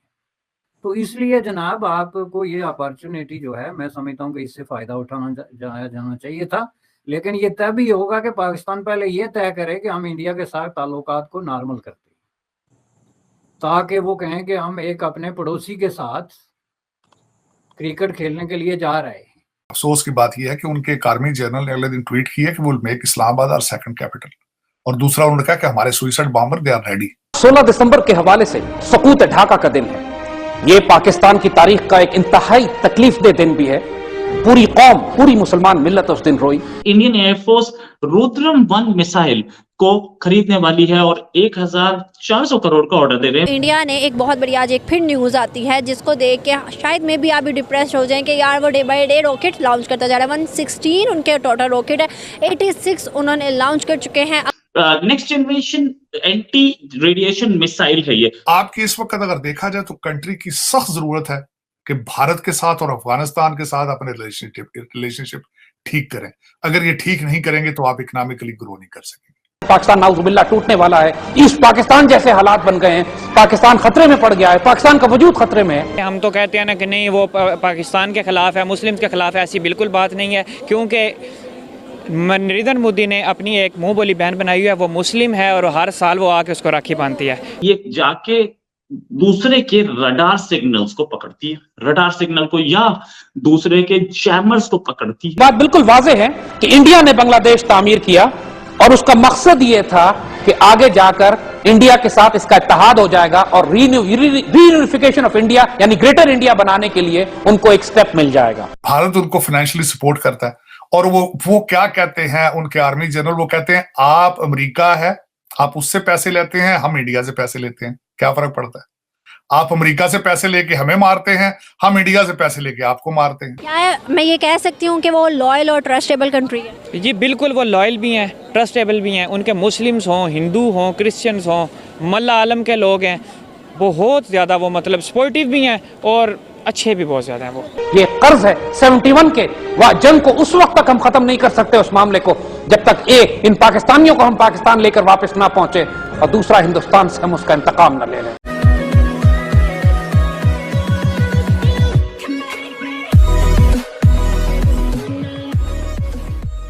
नमस्कार दोस्तों, तालिबानों वाला दाव तो पाकिस्तान के लिए उल्टा पड़ गया। मतलब जिस तरीके से उन्होंने मदद की थी और जिस टाइप की पाकिस्तान को एक्सपेक्टेशन थी वो तो पूरी हुई नहीं। ऊपर से तालिबानों की तरफ से अब खुल के स्टेटमेंट आ रहे हैं क्योंकि उनको पता है कि अब उनकी सरकार वहाँ पर अच्छी तरीके से चल रही है। तो फिर अब वो जो डूरन लाइन वाली जो बॉर्डर है, डूरन लाइन जो है मतलब पाकिस्तान और अफगानिस्तान के बीच में, वो तो मानते हैं नहीं। कहते हैं कि भाई कई सारा एरिया पाकिस्तान के पास है, हमारा वो आज नहीं तो हम परसों कब्जा कर ही लेंगे। तो कहने का मतलब ये है कि उनकी तरफ से तालिबानों के जो मंत्री हैं उनकी तरफ से कोई ना कोई स्टेटमेंट आता रहता है और उनका स्टेटमेंट इस तरीके से आता है कि भाई हम हमारी दूसरी जो कैपिटल है वो इस्लामाबाद में बनाएंगे। और सच मानिए अफगानिस्तान का पिछले दिनों एक मैप डिक्लेयर किया गया था और उस मैप को अगर आप ध्यान में लो तो आधा पाकिस्तान अफगानिस्तान के अंदर जाता है, खैबर वाला पूरा का पूरा एरिया। मुझे ऐसा लगता है कि भाई एक तरफ से ईरान, दूसरी तरफ से अफगानिस्तान और तीसरी तरफ से इंडिया पाकिस्तान को ऐसा मतलब घसीटने वाले हैं, मतलब हमला करेंगे और पाकिस्तान के पास बचने के लिए कोई ऑप्शन बचेगा ही नहीं। इसी के साथ ये वीडियो शुरू करता है। तारड़ साहब, डोमेस्टिकली तो हम जो फंसे हुए हैं वो फंसे ही हुए हैं, लेकिन आपको बताता चलूं कि पाकिस्तान ने अफगानिस्तान से कंप्लेन की है कि ये जो क्रॉस बॉर्डर अटैक्स हैं ये बंद किए जाएं। तारड़ साहब, पाकिस्तान तालिबान को लाना चाहता था ताकि अफगानिस्तान में इंडिया का जो इन्फ्लुएंस है वो कम हो। इधर इमरान खान सड़कों पे हैं, उधर तालिबान ने बाढ़ भी उखाड़ दी है और वो आपकी बात भी नहीं मान रहे और वो प्रेशर डालते हैं, आपको बॉर्डर भी खोलना पड़ता है, उन्होंने डॉलर भी आपका तबाह कर दिया है। तारड़ साहब, पाकिस्तान के अंदर ये जो हम चाहते थे अफगानिस्तान में हो वो तो एक साल में नहीं हो सका। तो जिस तरह डोमेस्टिक पॉलिटिक्स खराब हो गई है, आप नहीं समझते कि इस वक्त अफगान और मजे की बात यह है कि वो जो टीटीपी वाले हैं वो रैकेट बना के बैठे हुए हैं, सवात वगैरह में लोगों से एक्सटॉर्शन मनी ले रहे हैं। तो बड़ा थ्रेट तो इस वक्त हमारे लिए अफगानिस्तान नहीं है, क्योंकि लॉ एंड ऑर्डर सिचुएशन जो है वो खराब होने का अंदेशा है, क्योंकि टीटीपी अफगान तालिबान के कहने पे पाकिस्तान में इस वक्त गुंडागर्दी कर रही है और फौज भी खामोश है और लॉ एनफोर्समेंट भी। खबरें नहीं निकाल रहे चीमा साहब, बल्कि अफसोस की बात यह है कि उनके एक आर्मी जनरल ने अगले दिन ट्वीट किया कि वो मेक इस्लामाबाद और सेकंड कैपिटल, और दूसरा उन्होंने कहा कि हमारे suicide bomber they are ready, तैयार बैठे। और उसके बाद उन्होंने क्रिटिसाइज किया कि आपका वर्ड आप कायदे आजम मोहम्मद अली जिला को लिखते हैं, Quaid-e Azam is the title only is for a prophet. और दूसरा उसमें मैं बताऊंगा ये कि वो आपके साथ किस तरह रह सकते हैं। भारत उनको फाइनेंशियली सपोर्ट करता है, भारत उनको फाइनेंशियली सपोर्ट करता है।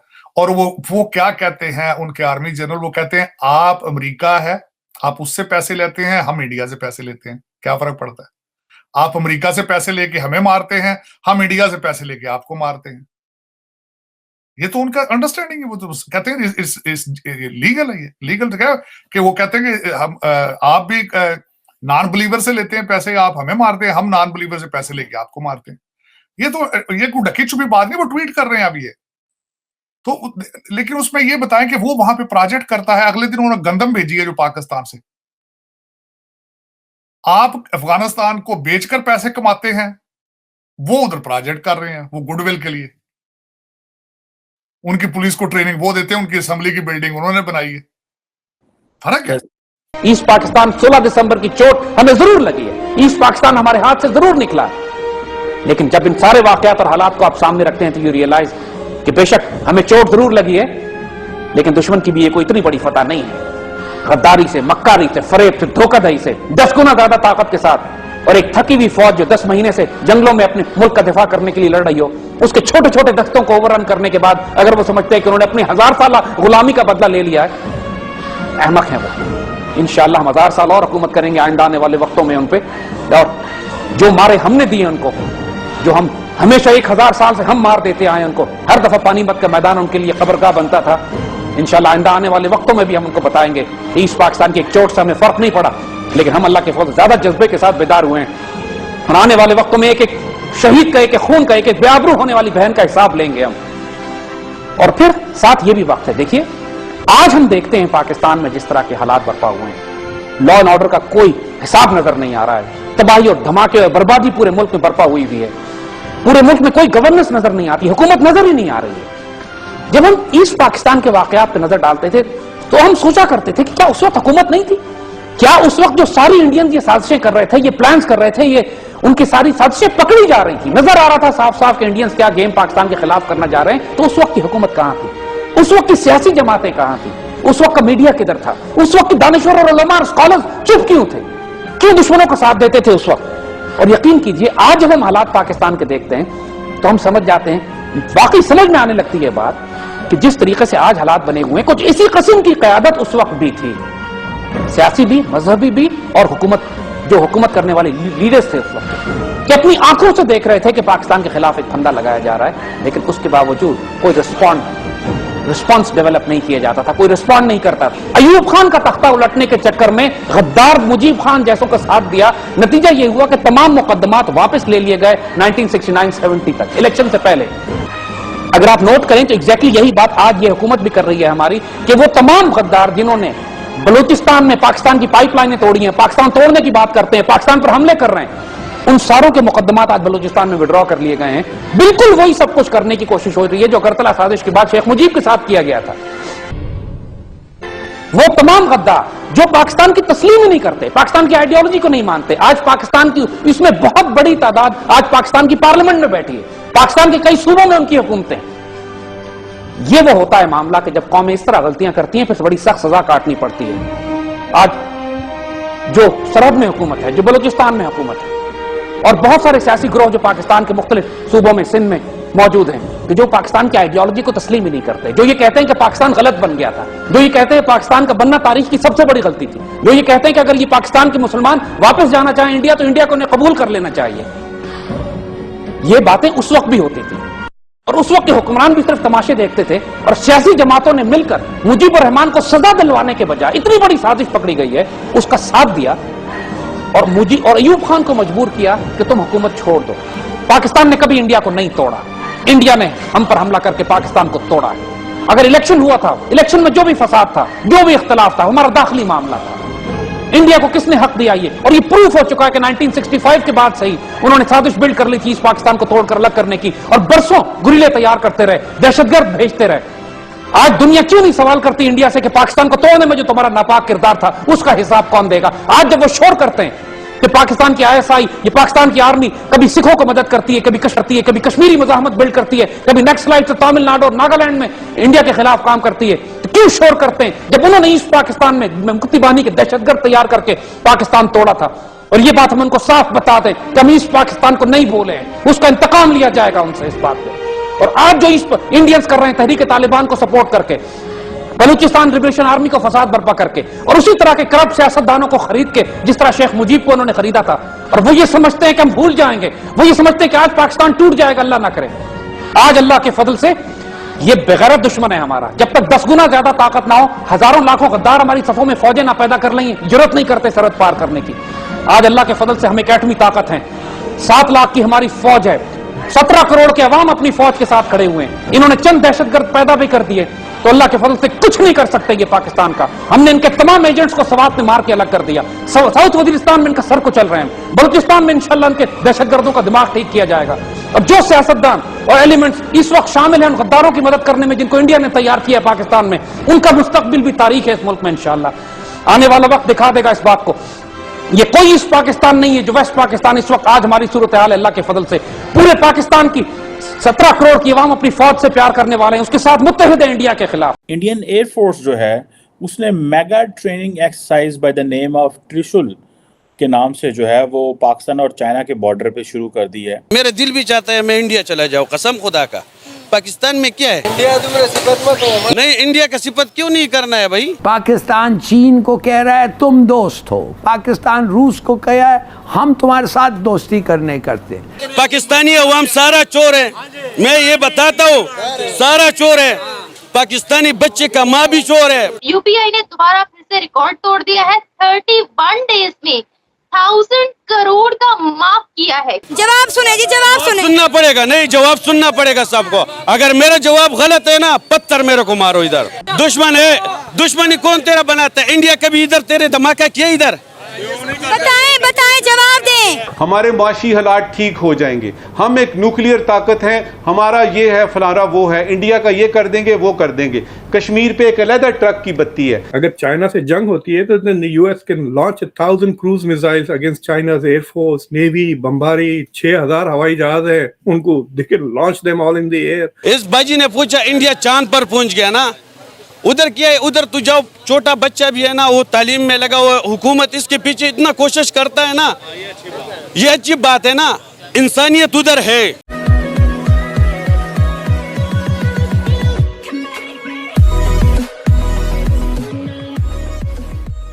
नमस्कार दोस्तों, कई बार ऐसा होता है कि पाकिस्तान के पत्रकार माइक लेकर पाकिस्तान की सड़कों पर घूमते हैं, तो कई सारे पाकिस्तानी, मोस्टली पाकिस्तानी, हालांकि इंडिया को गाली देते हैं, मोदी, हिंदुत्व, RSS वगैरह इस चीज़ पर गालियां देते रहते हैं। रियलिटी होने के बाद भी एक्सेप्ट नहीं करते कि भाई इंडिया बहुत आगे बढ़ चुका है।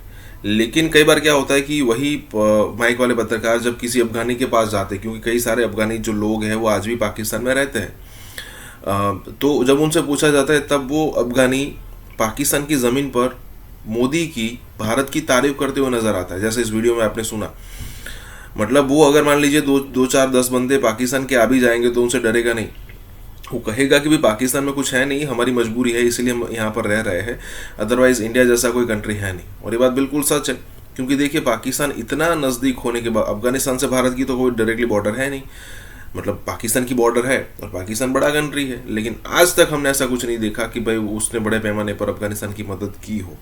लेकिन अफगानिस्तान के लोगों के प्रति इंडिया का जो डेडिकेशन है, उनको पता है कि भाई इंडिया ही अच्छा कंट्री है। इसी के साथ ये वीडियो शुरू करते हैं। अच्छा, मुझे ये बताएं कि हमारा हमसाया मुल्क भारत, हम तो कहते हैं कि काफिर मुल्क है, काफिर मुल्क आज तरक्की की बुलंदियों से हम किनार हो चुका है और हम एक मुसलमान मुल्क जो अल्लाह और रसूल के नाम पर बना था, आज हम जवाल की तरफ जा रहे हैं। उसका जवाब मैं तेरे को बाजी एक तरीके से देखो, कोई बुरा नहीं माने, हम लोग पठान है लेकिन हम थोड़ा सीधा जवाब देता है। हमारा इस तेरे सवाल का जवाब ये है ना, वो हिंदू है, इन लोगों के अंदर ईमान नहीं है, मुसलमान नहीं है, लेकिन उन लोगों के अंदर एहसास है, इंसानियत है, इंसाफ है, इसलिए आगे गया। हम लोग मुसलमान है लेकिन सिर्फ हम लोग दीन सिर्फ है ना अपने मुफाद के लिए इस्तेमाल करता है। सिर्फ जिधर है ना हम लोग किधर बड़ा चोर तू देखेगा ना तो वो बड़ा जिसाब होगा। कल मैं एक बंदे के पीछे काम के लिए गया था, तो किसी ने नंबर मेरे को लिख के दिया, मेरा 15 दिन हो गया इधर लाहौर में मैं घूमता फिरता हूँ, सर्टिफिकेट है, सर्विस कार्ड भी है, असले का लाइसेंस भी है, काम ढूंढ के ना थक गया हूँ। तो भाई को बोला, मैंने बोले चल बाजी को हम लोग भी इंटरव्यू देते हैं, ये लाहौर का थोड़ा हाल अहवाल बता रहा है। ठीक है, तो एक हाजी साहब के पास गया, 2 घंटे इंतज़ार किया, हाजी साहब सोया हुआ है। फिर आज सुबह हम गया, पैदल गया उधर सगिया पुल पर। यार ये हाजी साहब, ये किस तरह हाजी साहब है, सुबह भी नहीं उठता है, 4 बजे उठता है, एक नमाज नहीं पढ़ता, ये हाजी साहब किधर से बन गया। इधर पाकिस्तान में किस बंदे का इज्जत है, आरामखोर बंदे का। किस आदमी इधर चलता है, बेईमान आदमी चलता है। पाकिस्तान का ज़मीन ऐसा बना हुआ है ना, पता नहीं, ये तो इस्लाम के नाम से और सब कुछ है ना, आजकल सारा 2 नंबर ही चलता है पाकिस्तान में। जितना 2 नंबर आदमी है पाकिस्तान में वो कामयाब है, और असल में इंसानियत, एहसास और इंसाफ, ये 3 चीज़ किसी में है तो वो इंडिया चला जाए, और बेईमान है तो पाकिस्तान में रह जाए। मेरा दिल भी चाहता है मैं इंडिया चला जाऊँ, कसम खुदा का। पाकिस्तान में क्या है, इंडिया तुम्हारा सिफत मत नहीं, इंडिया का सिफत क्यों नहीं करना है भाई, सब गलत बात नहीं, जिसमें नहीं, क्यों नहीं करनी इंडिया की सिफत, नहीं, इंडिया की सिफत क्यों नहीं करनी, बता दें। हमारा दुश्मन मुल्क है, तुम इंडिया का सिफत कर रहे हैं, तेरे बाप को मरवाया, तुमसे कैसे लड़ाई क्या, 72 में देखो,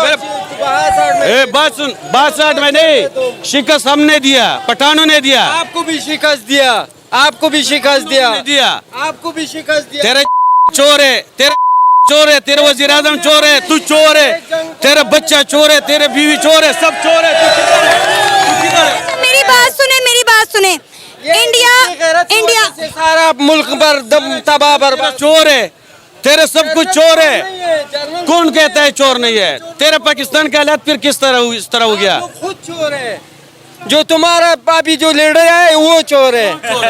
कौन चोर है? इमरान खान, एक वजह से सारा जो है ना, सारा उसकी वजह से खराब हो गया। हमने कोई सियासी बात इसमें नहीं किया। 2018 से पहले इंडिया की तारीफ करने पर इतना बवेला मच बात सुने, इंडिया का तलबदारी नहीं करो, अपने मुल्क का तलबदारी करो। मुझे ये बताएं क्या दिया, मुझे ये बताएं क्या दिया आपको इस मुल्क ने? हार मानेगा ही नहीं, जवाब सुनना पड़ेगा। जवाब सुने जी, जवाब सुने। सुनना पड़ेगा, नहीं जवाब सुनना पड़ेगा सबको। अगर मेरा जवाब गलत है ना, पत्थर मेरे को मारो इधर। एक बात है, मेरे को पत्थर मारो, हम पठान का बच्चा है, हम है ना अपने आप को अपना जूता मारेगा। एक बात है, और इस भाई को भी लेके आओ, बैठ जाओ, मैं अपनी इधर इसको लेके आओ, मैं इसका जवाब दे रहा हूँ। लेकर आए भाई को, इधर लाएं। जवाब दे रहा हूँ। नहीं जवाब सुन ले, जवाब सुन ले। मैंने तारीफ किस बात से किया भाई? मैं इस बात से किया, दुश्मन किस चीज का दुश्मन को दुश्मन हम कहेगा? तेरे को पता है? मेरे बात सुनो, हम पठान सुन लेना, जवाब तो सुन ले, हौसला रखें, जवाब सुन ले। सब हम मिक्स पठान नहीं, हम नस्ली पठान है। हम दुश्मन को भी जानते हैं और है ना दोस्त को भी जानता है।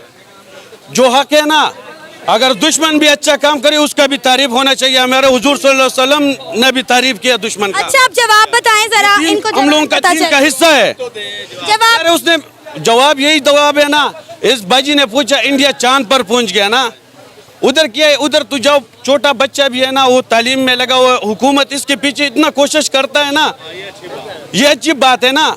इंसानियत उधर है, ठीक है, एहसास है, इंसाफ है, ये तीन चीज है इंडिया में, ठीक है। ये बात सुने, अगर इंडिया तरक्की करता है, वो साइंस में हो या टेक्नोलॉजी में हो, अमेरिका ने टेक्नोलॉजी और साइंस में तरक्की की, उसका फायदा हम आज उठा रहे हैं। अगर हमारा कोई भी कंट्री, एशियन कंट्री तरक्की करता है साइंस और टेक्नोलॉजी में, तो उसका हमें भी फायदा है भाई। दुश्मन आपको दुश्मन पढ़ा के दुश्मन बना दिया ना। हमारा जो ध्यान है ना तरक्की की तरफ नहीं है, दुश्मन की तरफ है। ये तरक्की की तरफ कोई भी ध्यान नहीं दे रहा। मेरे साथ चलेगा, मेरे साथ चलेगा, अभी कश्मीर में चलेगा, मकबूज कश्मीर में मेरे साथ चलेगा, मकबूज कश्मीर में मेरे साथ चलेगा, मैं चलता हूँ। चलो जिहाद में कौन सी जगह पर बताता हूँ, तेरे ईमान भी चेक करता हूँ। मेरा गवर्नमेंट को छोड़ो, तेरे को मैं लेके जाता हूँ यार। बे सिर्फ बहाने शोर गवर्नमेंट ने आज तक खुद कुछ नहीं किया मकबूजा कश्मीर के लिए। पड़ेगा, पाकिस्तानी अवाम सारा चोर है, मैं ये बताता हूँ, सारा चोर है। पाकिस्तानी बच्चे का माँ भी चोर है, छोटा बच्चा भी चोर है, वजीर आजम भी चोर है, सब उसको रिश्वत देता है यार, ये 10 रुपए ले चीज ले यार। नहीं, हक सच बोलना पड़ेगा, ये तुम लोग नहीं माने। नहीं, आवाम सुने, मेरी बात सुने ना।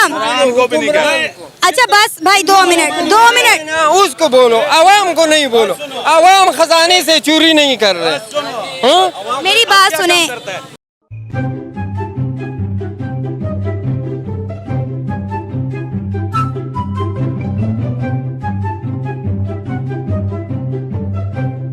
लास्ट टाइम कुछ चाइनीज आए थे जिन्होंने हमारी ही बहनों और बेटियों को इधर से ब्याहा था और वो शादी करके उधर लेके गए थे, और वहाँ पर जाकर क्या हमारा उन्होंने बच्चियों का हशर किया था।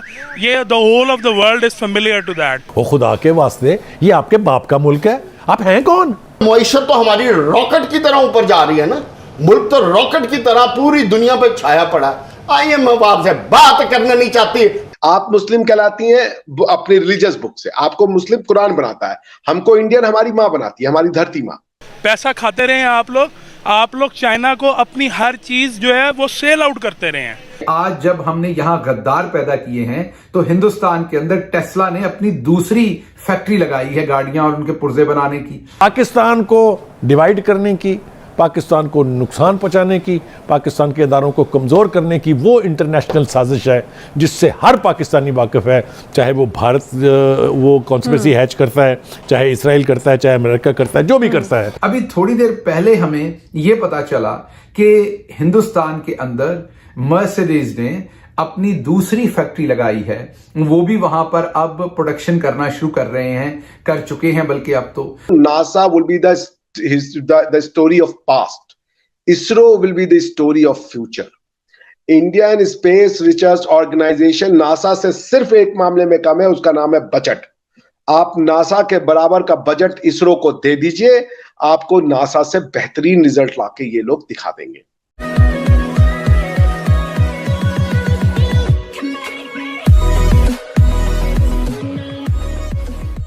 नमस्कार दोस्तों, सिचुएशन पाकिस्तान के लिए बहुत बहुत ख़राब होती जा रही है। चाइनीज़ लोग जैसे तैसे मतलब जैसे भी उसको अच्छा लगे उस तरीके से पाकिस्तानी लोगों के साथ बिहेव करते हैं, उनको मार देते हैं। मतलब पिछले दिनों एक वीडियो है, इस वीडियो में तो आपने देखा कि एक लड़की को मार रही है, मतलब एक चाइनीज़ लड़की एक पाकिस्तानी लड़की को मार रही है। लेकिन पिछले दिनों एक और वीडियो आया था कि भाई एक चाइना का बंदा था जो दारू पीकर गाड़ी चला रहा था और पाकिस्तानी पुलिस ने उसको रोकने की ट्राई की तो वो रुका भी नहीं, और जब मतलब पाकिस्तानी पुलिस की जो गाड़ी थी वो आगे आकर खड़ी हो गई तो उसके साथ भी उसने हाथापाई कर ली। अब ज़रा सोचिए कि आप एक फॉरेन कंट्री के एक सिटीज़न हो और दूसरे कंट्री में जाकर आप इस टाइप की क्या कुछ कर सकते हो? नहीं कर सकते। लेकिन चाइना के लोगों का कॉन्फिडेंस उस लेवल पर है कि भाई पाकिस्तान तो एक हमारी कॉलोनी ही है, हमने इतने सारे पैसे दिए तो हम जो चाहे कर सकते हैं, और होता भी यही है। चाइनीज़ लोग कुछ भी करके चले जाए, पाकिस्तानी कुछ नहीं करते, क्योंकि उनको लगता है कि भाई अगर जिनपिंग को बुरा लग गया तो जो आखिरी ऑप्शन बचा है जहाँ से थोड़े थोड़े पैसे आ रहे हैं वो भी ख़त्म हो जाएगा। इसी के साथ ही वीडियो शुरू करता है। जब आपका FIA, आपका ओवरसीज पाकिस्तानी जो आपका सबसे बड़ा सरमाया है, उनको यह बताता है कि अगर आपने पाकिस्तान में सियासत के अंदर कोई दिलचस्पी ली और किसी किस्म की सियासी पोस्ट की, मीन आपने किसी सियासी पार्टी के ऊपर कोई क्रिटिसिज्म किया, तो अगली दफा जब आप पाकिस्तान आएंगे तो आप गद्दारी के मुकदमों में धर लिए जाएंगे। और हमें इत्तला मिली है कि नवेडा से एक पाकिस्तानी खातून जिनका नाम बिल्कीस है शायद, उनको पहले ही पकड़ लिया गया है इसी तरह के एक जुर्म में। तो जब आप ये करेंगे उस वक्त हिंदुस्तान के जो ओवरसीज, जिन्हें NRI वो कहते हैं, नॉन रेजिडेंट इंडियंस, आप उनकी तरफ देखें तो आपको नजर आता है गूगल का CEO जो है सुंदर, वो हिंदुस्तान से। आपको नजर आता है माइक्रोसॉफ्ट का CEO सत्या, वो हिंदुस्तान से। आपको अडोब का CEO नजर आता है कृष्णा, हिंदुस्तान से।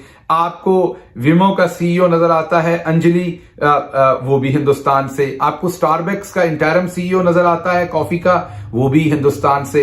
आपको फेडेक्स का CEO राज नजर आता है, वो भी हिंदुस्तान से। अमेरिका की 50 बड़ी यूनिवर्सिटीज के जो बिजनेस स्कूल्स हैं, जो इनकी इकोनॉमी को, इनके बिजनेस को डायरेक्टली कंट्रोल करते हैं, या डायरेक्टली कंट्रोल का मतलब ये कि जो उनका पावर इंजन है, जो उनको स्टूडेंट्स, पॉलिसीज, प्रोफेशनल सप्लाई करते हैं, उनकी 30% फैकल्टी इस टाइम जो है, जो प्रोफेसर्स हैं वहां पर, वो हिंदुस्तान ओरिजिन के हैं। और हम ऐन उस वक्त अगर हमारे हत्थे कोई पाकिस्तानी अमेरिकन प्रोफेसर चढ़ जाए तो हम उसे नंगा करके मारते हैं, हम उसकी तजलील करते हैं कि वो दोबारा पाकिस्तान का नाम लेने से पहले डरे। तो जब हम ये कर रहे हैं तो वो पेप्सी की CEO आप देखें तो वो हिंदुस्तान से निकलती है। इंडियन कश्मीर से, जम्मू कश्मीर से एक बच्चा है, एक स्टूडेंट है, एक ग्रेडर है, जिसने कश्मीर के पहले ह्यूमनॉइड रोबोट पर काम करना शुरू किया। लगभग 2 साल हो गए हैं और अभी तक अगर हम जनवरी की बात करें तो जो लेटेस्ट रिपोर्ट आई थी उसके मुताबिक 60% वर्क कंप्लीट कर लिया गया है और बाकी वर्किंग जारी है। अगर हम बात करें, हम पहले सुनते थे कि इंडिया के इस इलाके से टैलेंट बाहर आ रहा है, इंडिया के इस इलाके से किसी बच्चे ने सैटेलाइट पर वर्क किया है, रॉकेट्स पर वर्क किया है, बट अब हमें खबरें जम्मू कश्मीर से मिल रही हैं, इंडियन कश्मीर से मिल रही हैं। तो इस चीज को आप कैसे देखते हैं, या इस चीज का कंपैरिजन आप उस कश्मीर के साथ जो हमारे पास है उससे कैसे कर सकते हैं? अब आइए कश्मीर की बात करते हैं। आपको मैं कह रहा हूं, आप अल बरूनी का नाम आपने सुना होगा। अल बरूनी की किताब है किताबुल अल हिंद, ठीक है, आप उसको पढ़े। मैं आपको राज तरंगिनी नहीं बता रहा हूं, राज तरंगिनी तो एक हिंदू ने लिखा था और उस समय लिखा था जब ये सब यहाँ पे मतलब उस समय इस्लाम का जन्म शायद नहीं हुआ था। राज तरंगिनी में उन्होंने कश्मीर के सारे राजाओं की विस्तृत विवरण आपको मिल जाएगी हिस्ट्री में, आपको काल्हाना की किताब है, आप पढ़ें अल बरूनी को। वो इस्लामिक स्कॉलर है, आपके हिसाब से इस्लामिक क्रॉनिकलर है, बेसिकली स्कॉलर तो नहीं कहा जा सकता उनको, वो हिस्ट्री लिखते थे। तो उन्होंने जब भारत को एक्सप्लेन किया तो कश्मीर के लिए वो पहले तो वर्ड यूज करते हैं हिंदू कश्मीर, ट्रांसलेटेड वर्जन है, ऐसे शशाऊ की किताब है, ने ट्रांसलेशन किया है। दूसरा वो कहते हैं कि Kashmir was the AP centre of science and technology. Kashmir से बैठ करके ही वो जो, जब दुनिया ये मानती थी कि अर्थ फ्लैट है, तो भारत के जो लोग थे, जो कश्मीर में जो ऋषि मुनि हुआ करते थे, जो थिंकर्स, वो पूरी सोसाइटी तो नहीं हो सकती ना, कुछ लोग ही होते हैं हमेशा से हर सोसाइटी में। तो उन्होंने तारों की मूवमेंट, गणना, और ये कि अर्थ एक स्फेरिकल बॉडी है, और ये सब चीजें वो उस समय बता रहे थे। तो कश्मीर आज का नहीं, कश्मीर नहीं, ये ब्राह्मी और जो शारदा लिपि है जिससे बाद में ये सब बना देवनागरी और ये वहीं पे इजाद हुई है। Kashmir was the knowledge hub of India. तो ये जो बच्चे, ये अब आज की डेट में हुआ है कि कश्मीरी हिंदू और कश्मीरी मुसलमान हो गया असल में। तो मुसलमान जो, अब वो कश्मीरी हिंदू को भाई, जैसे आपको मैंने बताया, आपके जो अल्लामा इकबाल साहब है वो कश्मीरी पंडित थे, ये एनसी के जो वो है, क्या नाम है, फारूक अब्दुल्ला, वो कश्मीरी पंडित थे। सब लोग यही के थे, इन्होंने कन्वर्ट ही तो किया ना। आप कन्वर्ट हो जाए कोई बुराई नहीं है, लेकिन अपने कल्चर और हिस्ट्री को क्यों भाई आप भूल रहे हो? तो ये जो किया इस बच्चे ने, ये अपनी कश्मीर की संस्कृति का वो जीता जाता उदाहरण है। कश्मीरी अपनी आइडेंटिटी भूल गए थे कि वो हैं कौन, और उन्होंने दुनिया को नॉलेज दिया है। कश्मीर को आप ये पिछले 70-80 साल वाला कश्मीर न समझें। इंडिया की आइडेंटिटी कश्मीर से आती है। कश्मीर ऋषि कश्यप के नाम पे रखा गया है। वहां पे साइंस एंड टेक्नोलॉजी और लैंग्वेज और फिलॉसफी, इन सब का मतलब जिसे कह लीजिए सबसे ज्यादा क्रिएशन हुआ है। आप कश्मीर की हिस्ट्री तो उठा के पढ़े, क्योंकि कश्मीर की हिस्ट्री में इस्लाम एक इंपॉर्टेंट चैप्टर है, मगर इस्लाम ही सब चैप्टर नहीं है। इस्लाम के पहले भी तो कश्मीर में इस्लाम तो मेरे ख्याल से 1000वीं शताब्दी के आसपास आया है। उसके पहले की जो कश्मीर है उसको तो जरा देखें वो क्या है, उसकी में क्या क्या हो रहा था। साइंस एंड टेक्नोलॉजी, मैंने आपको सोर्स बता दिया, आप जाके पढ़ ले, मेरी बात ना माने। तो इसलिए ये मेरे लिए कोई चमत्कार या मेरे लिए कोई बहुत बड़ा ये वो नहीं है। जैसे ही कश्मीरी जो जनता है वो अपने इतिहास से जुड़ेगी, उसका अपना, उसको ये सिर्फ समझना है कि रिलीजन पर्सनल मैटर है, आपका और आपके भगवान के, अल्लाह ताला के बीच का मैटर है, और उसको आप अपने तक रखें। मेरे मन में कौन सा भगवान है कौन सा भगवान नहीं है, ये काम दुनिया का नहीं है। ये निम्रा जी मुझे नहीं बताएंगी कि अभिषेक जी आप इस भगवान को मानिए जरा, ये वाला भगवान तो गलत है, आपको भगवान, ये आपका मैटर नहीं है। मुझे जिससे मानना हो मानूंगा, मुझे नहीं मानना है मैं नहीं मानूंगा। आप समझ रहे हैं, ये पर्सनल अकीदा है।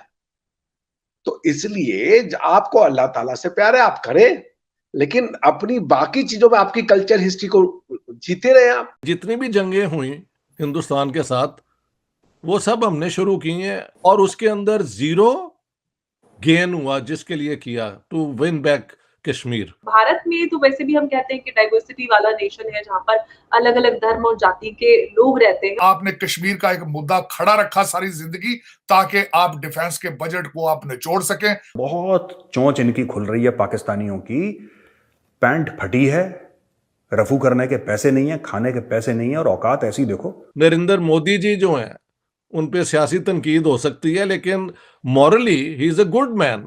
उन्होंने सारे पैसे जो भी आते हैं वो औरतों और बच्चियों की एजुकेशन में वो दे देते हैं। तो भारत एक हजारों साल पुराना एक सिविलाइजेशन है। आज एक बहुत बड़ी खबर आई है कि रतन टाटा की मौजूदगी में इंडिया में मेड इन इंडिया चिप्स बनना शुरू हो जाएंगी रतन टाटा के लिए। इंडिया के साथ नॉर्मल रिलेशंस रखो।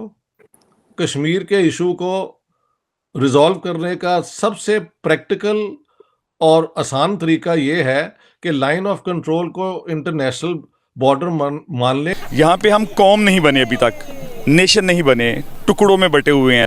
दर्दे डिस्को। इंडिया तो बात नहीं करना चाहता, हम तो करना अब चाहते हैं, हमारी मजबूरी आ गई है।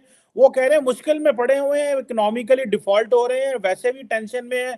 इधर से हम दबका मारते हैं, उधर से तालिबान ने आज हमारे 6 बंदे जो हैं वो बॉर्डर पे वैसे गोली कर लगा के मार दिए, चमन बॉर्डर पे। आपकी हालत हमेशा से ही खराब थी और आगे भी खराब रहनी थी। ये इत्तेफाकिया तौर पर ये हो गया कि जो है वो आपके पड़ोसी मुल्क अफगानिस्तान ने पंगा ले लिया वेस्ट के साथ, और उस पंगे के नतीजे में आपको धवा के मिले नोटू और आपकी मईशत हो गई ठीक। आपने टगे का काम नहीं किया। हमारे जो इमरान खान साहब अमीरुल मोमिनीन हैं, उन्होंने अर्ज किया है जब तक मोदी रहेगा हम उनसे बात नहीं करेंगे। मोदी अगले 20 साल रहेगा तो फिर आप पाकिस्तान को ताले लगा के आप पाकिस्तान में बैठे रहेंगे।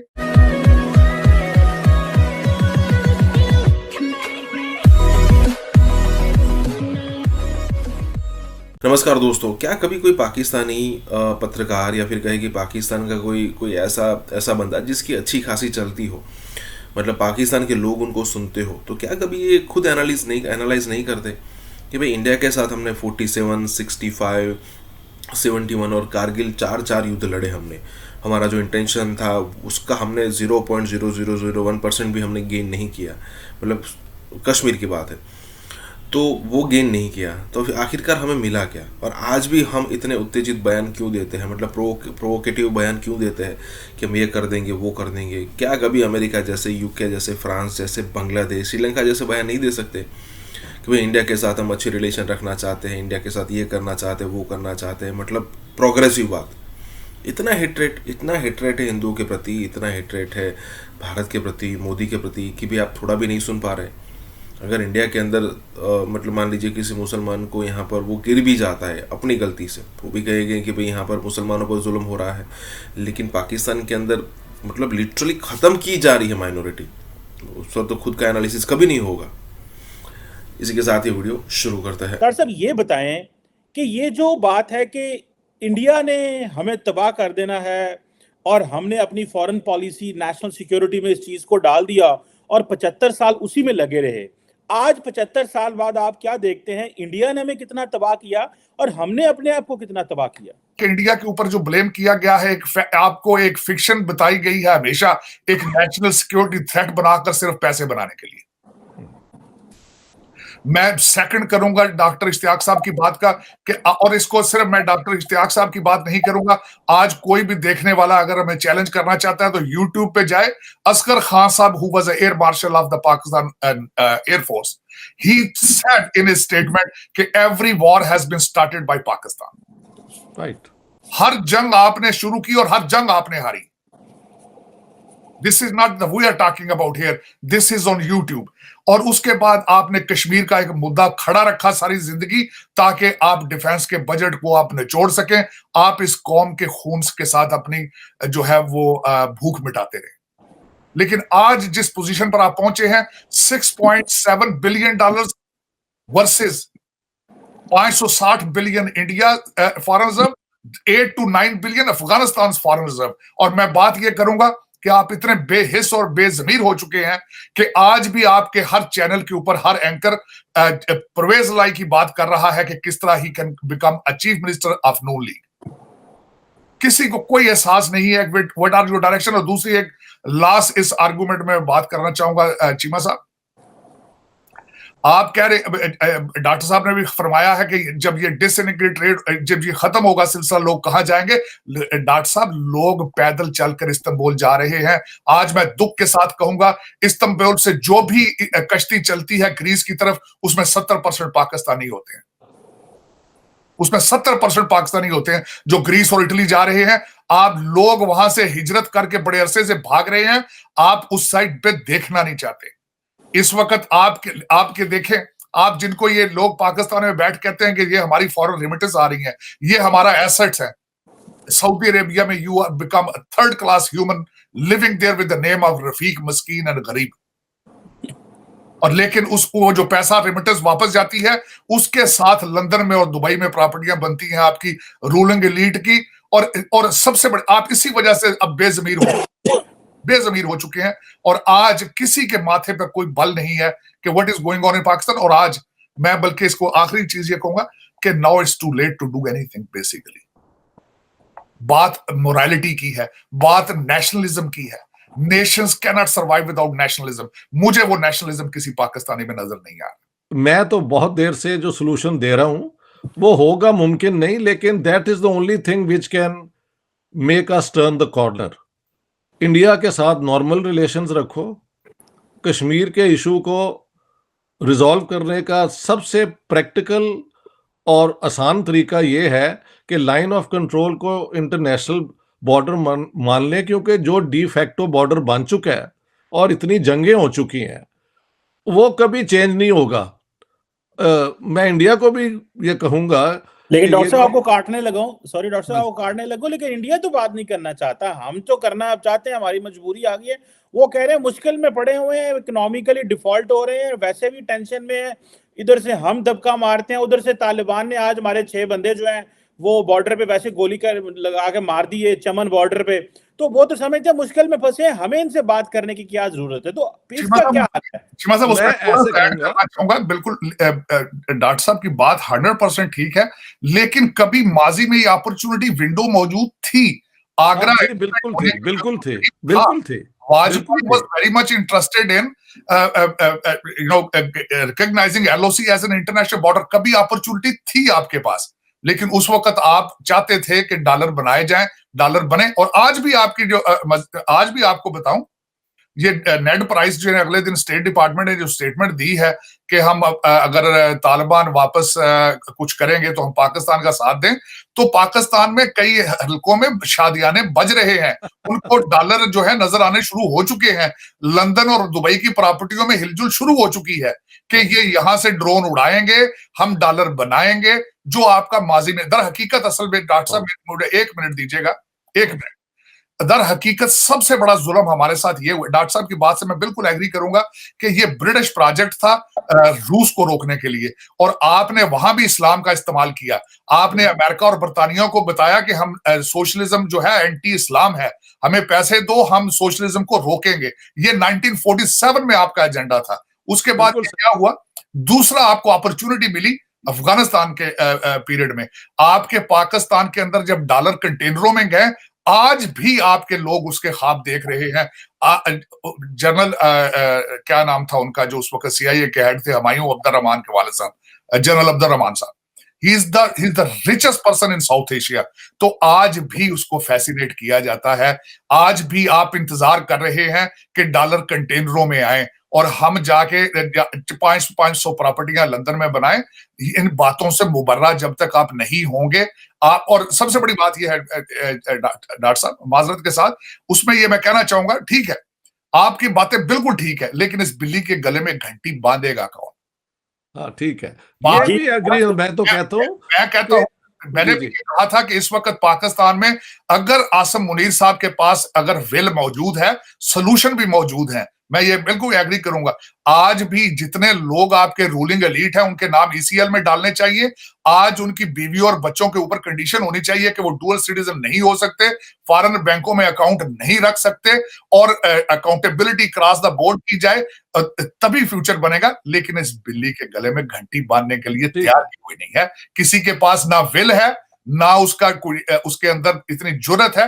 ये मर्दे मोमन कर सकता है, और वो मर्दे मोमन मुझे अभी तक नजर नहीं आ रहा कि पाकिस्तान में पैदा हुए। नरेंद्र मोदी जी उनके साथ बातचीत करें, भारत के साथ ताल्लुकात बेहतर हों, उनके साथ डायलॉग किया जाए। आज इसको इस लेवल पे लेके आना कि पाकिस्तान इस बात पे मजबूर हो रहा है कि भाई ग्लोबल स्टेज पे, बहुत अच्छी बात है कि हम उस पॉइंट पर पहुंच गए हैं कि जहां पर हमें जो ये कहा गया जाता था कि क्या इंडिया इंडिया लगाई रखी है, क्या मोदी मोदी हो रहा है। अब ये क्या मुल्क चलाते रहे यार, हम लोग क्या करते रहे, और ये किस तरह नेशनल इंटरेस्ट डिफाइन करते रहे। तो अब तो मान जाइए, अब तो देख लीजिए कि आपने बॉर्डर नहीं खोलना तो खिड़कियां दरवाजे ही खोल दें। मैं खुद गिलगित के रहने वाला हूँ, मैं भी यही चाहता हूँ कि हम लोग हैं जो इंडिया के साथ बातचीत करके उनके साथ मिल जाएं। पाकिस्तान में कुछ भी नहीं है, ना ही कोई हमें देता है, ना कोई खाने को देता है, ना पीने को देता है, ना कोई आटा मिल रहा है। कहा यह जा रहा है कि UAE को बीच में डाला गया है, उनकी गवर्नमेंट को बीच में लाया गया है कि हिंदुस्तान पाकिस्तान के बीच में जो टेंशन है वो कम हो और दोनों कंट्रीज एक जगह पे आए। अच्छा, ये आपको लग रहा है इंडिया के साथ आप मिल जाओगे तो इंडिया आपको बाहर चीज देगा? पाकिस्तान से तो बेहतरी रखेगा। हमें प्रॉब्लम ये है कि जितनी निचाई और गहराई पर हम पहुंच चुके हैं, हमारा पड़ोसी मुल्क उतनी ही ऊंचाई और बुलंदी पर पहुंच चुका है। जो हाफिज सईद के करीबी साथी रिश्तेदार हैं अब्दुर्रहमान मक्की, उनको बाकायदा तौर पे टेररिस्ट करार दे दिया है। किस तरह भारत ने खूबसूरती से आपके जहाद को दहशतगर्दी से लिंक कर दिया और उसके ऊपर मोहरे लगवा दी यूनाइटेड नेशन सिक्योरिटी काउंसिल से, और साढ़े जड़े लीडर ने मुंह बना के सुते ने वेंदे ने पे की कर रहे। रोटी की कीमत नाजरीन आसमान को छू रही है। गैर मुल्क पड़ोसी मुल्क हमारा मजाक उड़ा रहे हैं। यार कौन सा पाकिस्तान का ऐसा इलाका है जो इंडिया के साथ नहीं मिलना चाह रहा, मुझे पहले ये बताएं। कौन सा इलाका है? कौन सा ऐसा इलाका है जो नहीं मिलना चाह रहा? पूरा पाकिस्तान अब इंडिया के साथ मिलना चाह रहा है। ये हालत कर दिया हमारे यहाँ के सियासतदानों ने। हमारा मुल्क पाकिस्तान दुनिया का नाउजुबिल्लाह, दुनिया का अजीम तरीन आटा बनाने वाला चौथा बड़ा मुल्क, जिसमें आटा इतना महंगा, रोटी इतनी महंगी, चावल पैदावार करने वाला वही दूसरा बड़ा मुल्क।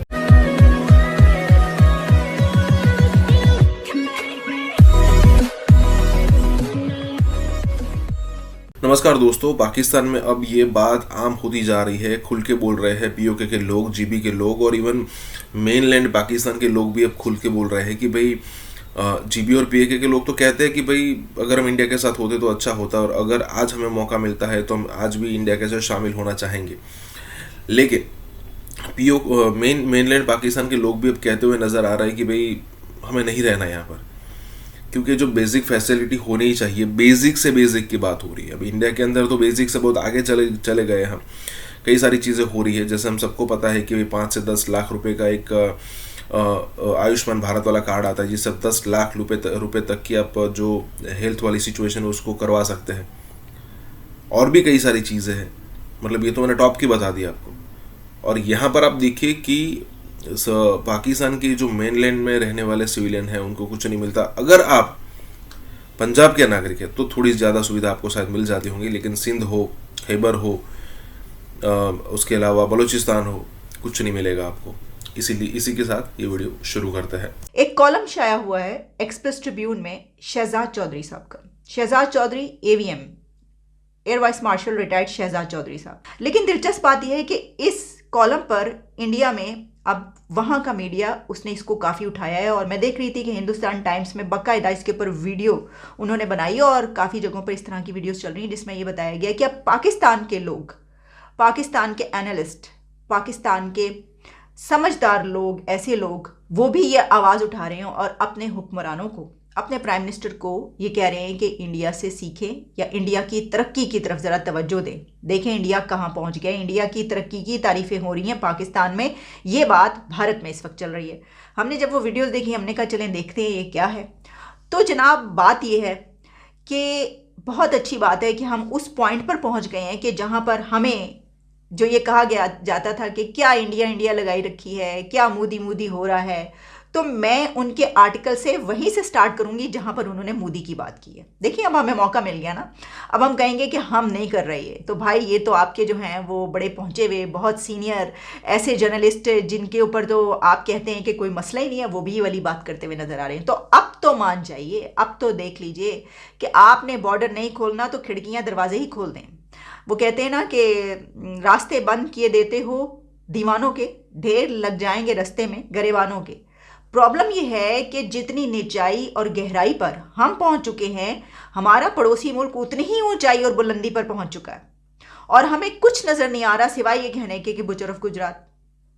ये कहने से क्या होगा? अच्छा, अगर अब मैंने इसके लिए ये मिसाल दी कि आप चांद पर थूकेंगे तो आपके ऊपर ही आएगा उल्टा, तो इसके ऊपर ये कहेंगे ओहो आपने तो मोदी को कह दिया चांद। नहीं, मैं इंडिया की तरक्की को चांद कह रही हूँ। वो लिखते हैं Modi may be a despised name in Pakistan, but he has done something to brand India which none before him was able to manage. It all comes from one word, relevance. India is relevant to the world, not only in its size, but its footprints and what matters to the world. It has the 5th largest economy in the world. It is aimed to be the 3rd largest economy in the world by 2037.